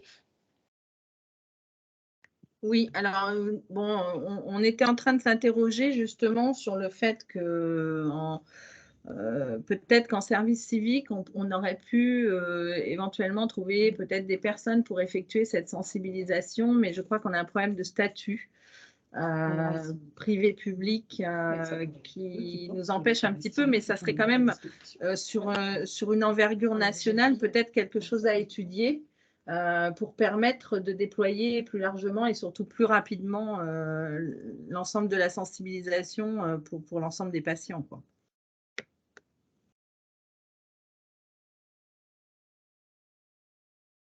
Très bien. Très bien. Et de la même façon, le CH de Soissons, voilà, il ne faut pas hésiter à communiquer mon espace santé, à montrer du concret, à se connecter à des espaces, à des comptes pour montrer voilà, du concret et communiquer surtout au sein des différentes instances institutionnelles pour obtenir l'adhésion des métiers. Madame Trigui, vous aviez quelque chose à rajouter concernant cette recommandation? Non, j'en avais parlé quand j'ai présenté le slide, hein, c'est vraiment informer en fait hein, l'ensemble des professionnels et les embarquer justement dans le projet, leur Et montrer l'utilité. C'est ça. Monsieur Romanowski disait que voilà, il n'y avait rien de tel que du concret aussi pour appuyer les dires.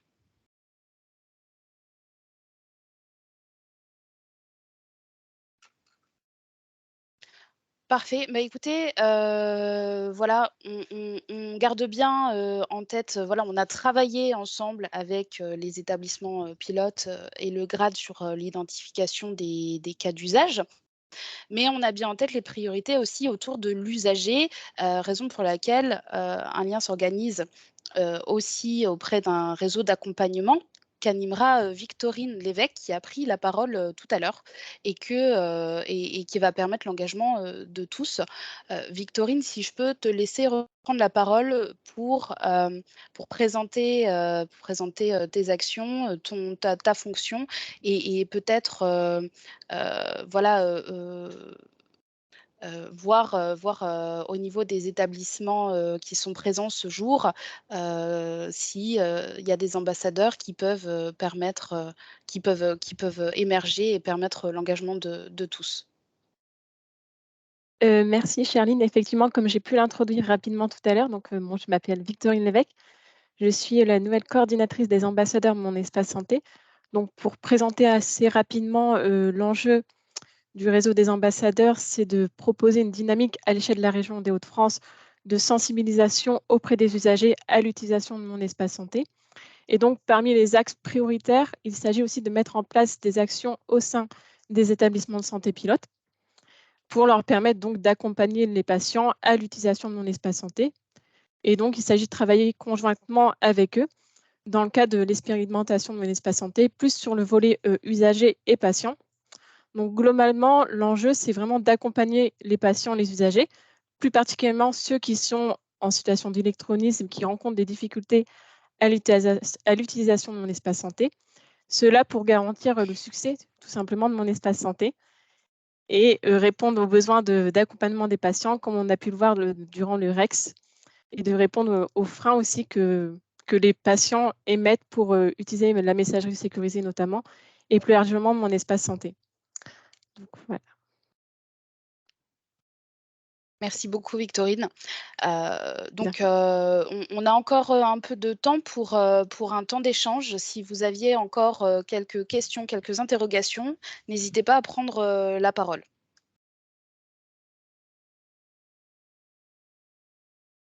Je pense qu'on a déjà bien échangé lors de ce REX qui montre tout l'engagement et l'investissement de tous les acteurs et notamment de vous, établissement pilote. Moi, je veux bien juste rajouter un petit mot. Du coup, nous, côté national, on voulait vous remercier parce que voilà, on sait que c'est des périodes compliquées, il y a énormément de choses. On est conscient que, à la fois sur le volet organisationnel et sur tous les sujets informatiques, on demande beaucoup dans une cadence très, très intense. Après, ce qu'il faut vraiment juste avoir en tête, et je pense qu'on l'a un peu dit, c'est que l'engagement, il est collectif, c'est-à-dire que le territoire, tout le monde est vraiment en train d'avancer, les chiffres ils commencent à vraiment évoluer de manière très positive. Donc, c'est une dynamique globale. Comme vous le disiez, il faut aussi que la médecine de ville joue le jeu, il faut que tout le monde joue le jeu. Donc, on essaie vraiment à la fois au niveau national et au niveau régional de mobiliser les bons leviers, de mettre à disposition les bons outils avec des temporalités voilà, qui sont plus ou moins rapides. Nous, on travaille aussi très étroitement avec tous les éditeurs, parce que je suis étonnée, vous ne l'avez pas trop pointé du doigt, on nous remonte aussi beaucoup de difficultés dans la la partie déploiement, notamment des mises à jour Ségur, qui facilite quand même le fait que beaucoup de ces choses, l'envoi LMSS, l'envoi EDP, soit fait de manière automatisée. Donc, on travaille aussi très étroitement avec eux pour qu'ils accélèrent, que à la fois la partie référence, qui soit référencée, donc qui soit conforme, ensuite qu'ils déploient dans les temps, et que ça coûte, on va dire, zéro. C'est le principe aussi du programme Ségur, dans le cadre de la prestation qui est bien cadré par la loi. Donc voilà, c'était aussi pour vous dire un grand merci. Nous, on est preneurs. Là, on voit qu'il y a certaines choses qui n'ont pas encore été lancées. C'est vraiment très important que la dynamique des usages, elle s'enclenche. On est conscient qu'il y a eu un travail de sensibilisation très important, d'autant plus qu'on sort d'une période de réserve électorale, nous, côté national. Donc, il y a toute une campagne de communication qui s'est relancée, à la fois, je pense que vous l'avez vu, sur la télé. Il y a aussi des choses qui sont lancées beaucoup sur les réseaux sociaux. On fait des actions ciblées à la fois côté tout citoyen, mais aussi côté professionnel de santé. Donc, ça vise aussi à alléger un peu le travail d'accompagnement. Après, on est conscient que c'est quelque chose de nouveau. Il y aura un travail d'accompagnement qui est inévitable des patients et qui doit juste être fait à tous les niveaux pour que l'effort soit le moindre possible de votre côté. Donc, c'est pour ça vraiment essayer de profiter de toute la coordination qui est en train d'être mise en place par Victorine. Nous, on essaie de nouer des partenariats au niveau national, de former des ambassadeurs qui soient des bénévoles, de former tous les réseaux de la médiation numérique sur lesquels peut s'appuyer. Donc, c'est vraiment très important qu'on puisse cibler des actions dans vos établissements qui sont très, très engagés, qui rentrent dans les usages. Donc, voilà, maintenant que vous avez bien identifié. Et nous, on est preneurs de tous vos retours. Continuez à le faire. L'idée, c'est qu'on améliore le dispositif. C'est vraiment de l'amélioration continue. Et je pense que c'est une action collective qui va commencer. On va tous voir les fruits qui vont commencer à être apportés rapidement avec la finalité, ça reste quand même l'amélioration de la prise en charge pour les patients et aussi, je pense, pour les professionnels en santé, ça va quand même que la numérisation va apporter des gains, je pense, très significatifs, pas que de temps, mais donc voilà, encore un grand merci. Et n'hésitez pas si vous avez des questions, nous on le dit souvent à portée de baffe, donc on est preneur de tous vos retours.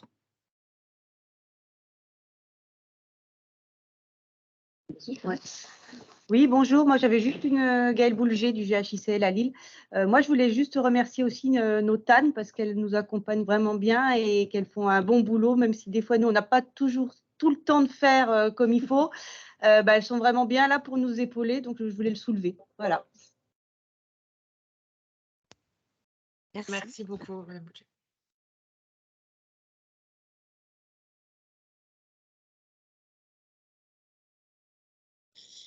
J'en profite aussi pour rebondir au nom de l'ARS et pour vous remercier pour ces retours, hein. Comme le disait Madame Vigier, effectivement, on a besoin d'avoir ces retours pour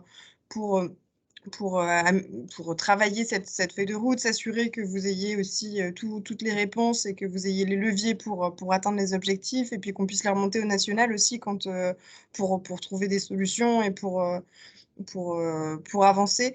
Nous, ce qu'on retient, hein, c'est vraiment cet accompagnement à la conduite du changement et ce besoin de communiquer auprès des usagers. Et donc, en complément peut-être, et pour ressouligner le choix qu'on a fait en région sur l'aspect usager, donc il y a tout le travail qui est en train d'être mené au niveau national autour des ambassadeurs Mon Espace Santé. Et en région, sachez qu'on a fait le choix aussi de voir l'usager comme étant un couloir propre. Et donc, il y a toute une stratégie à côté de ça. Et on se dit aussi que le professionnel de santé qui doit être convaincu de l'usage de Mon Espace Santé, il faut d'abord l'en convaincre en tant qu'usager. Et donc, voilà, on est dans cette démarche. Victorine pourra sans doute mieux l'expliquer, mais voilà, on travaille sur ce sujet de conduite du changement et de compréhension des enjeux du numérique. Encore merci en tout cas pour vos retours.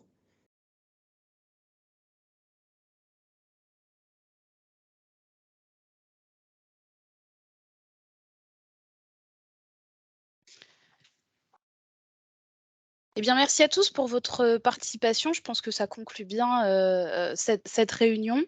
Voilà, après, comme Madame Boulger l'a dit, effectivement, le GRAD et les animateurs territoriaux, les animatrices territoriales sont présentes pour vous accompagner et vous accompagnent déjà. Prochain objectif, c'est ce retour d'expérimentation en septembre. On a déjà des cas d'usage qui sont mis en place et qui sont en train d'être prêtés. Et voilà, donc les présentations en CME, la communication qu'on va pouvoir faire, l'aide du groupement lors de vos tours de, je ne sais plus comment vous aviez appelé ça, Madame Boulger, voilà, quand vous allez voir les différents professionnels. Voilà, on est là aussi pour vous La grande accompagner. Oui, tournée de rentrée. la grande tournée de rentrée, voilà, c'est pas mal du tout. Donc, on va faire notre grande tournée de rentrée et on sera présents tous en septembre avec des résultats, et l'opt-out va nous faciliter grandement la vie. Voilà, à moins qu'il y ait d'autres interventions. Je ne pense pas. Écoutez, je tenais à vous remercier pour votre implication, pour votre présence aujourd'hui, pour les échanges riches qu'on a eus. Et puis, je vous dis rendez-vous en septembre. Merci beaucoup. Merci à Bonne fin de tous. journée. Merci beaucoup et bonne fin de journée à vous. Au revoir à tous. Au revoir. Merci, bonne journée, au revoir. Au revoir. Au revoir. Au revoir à tous. Merci, au revoir. Au revoir.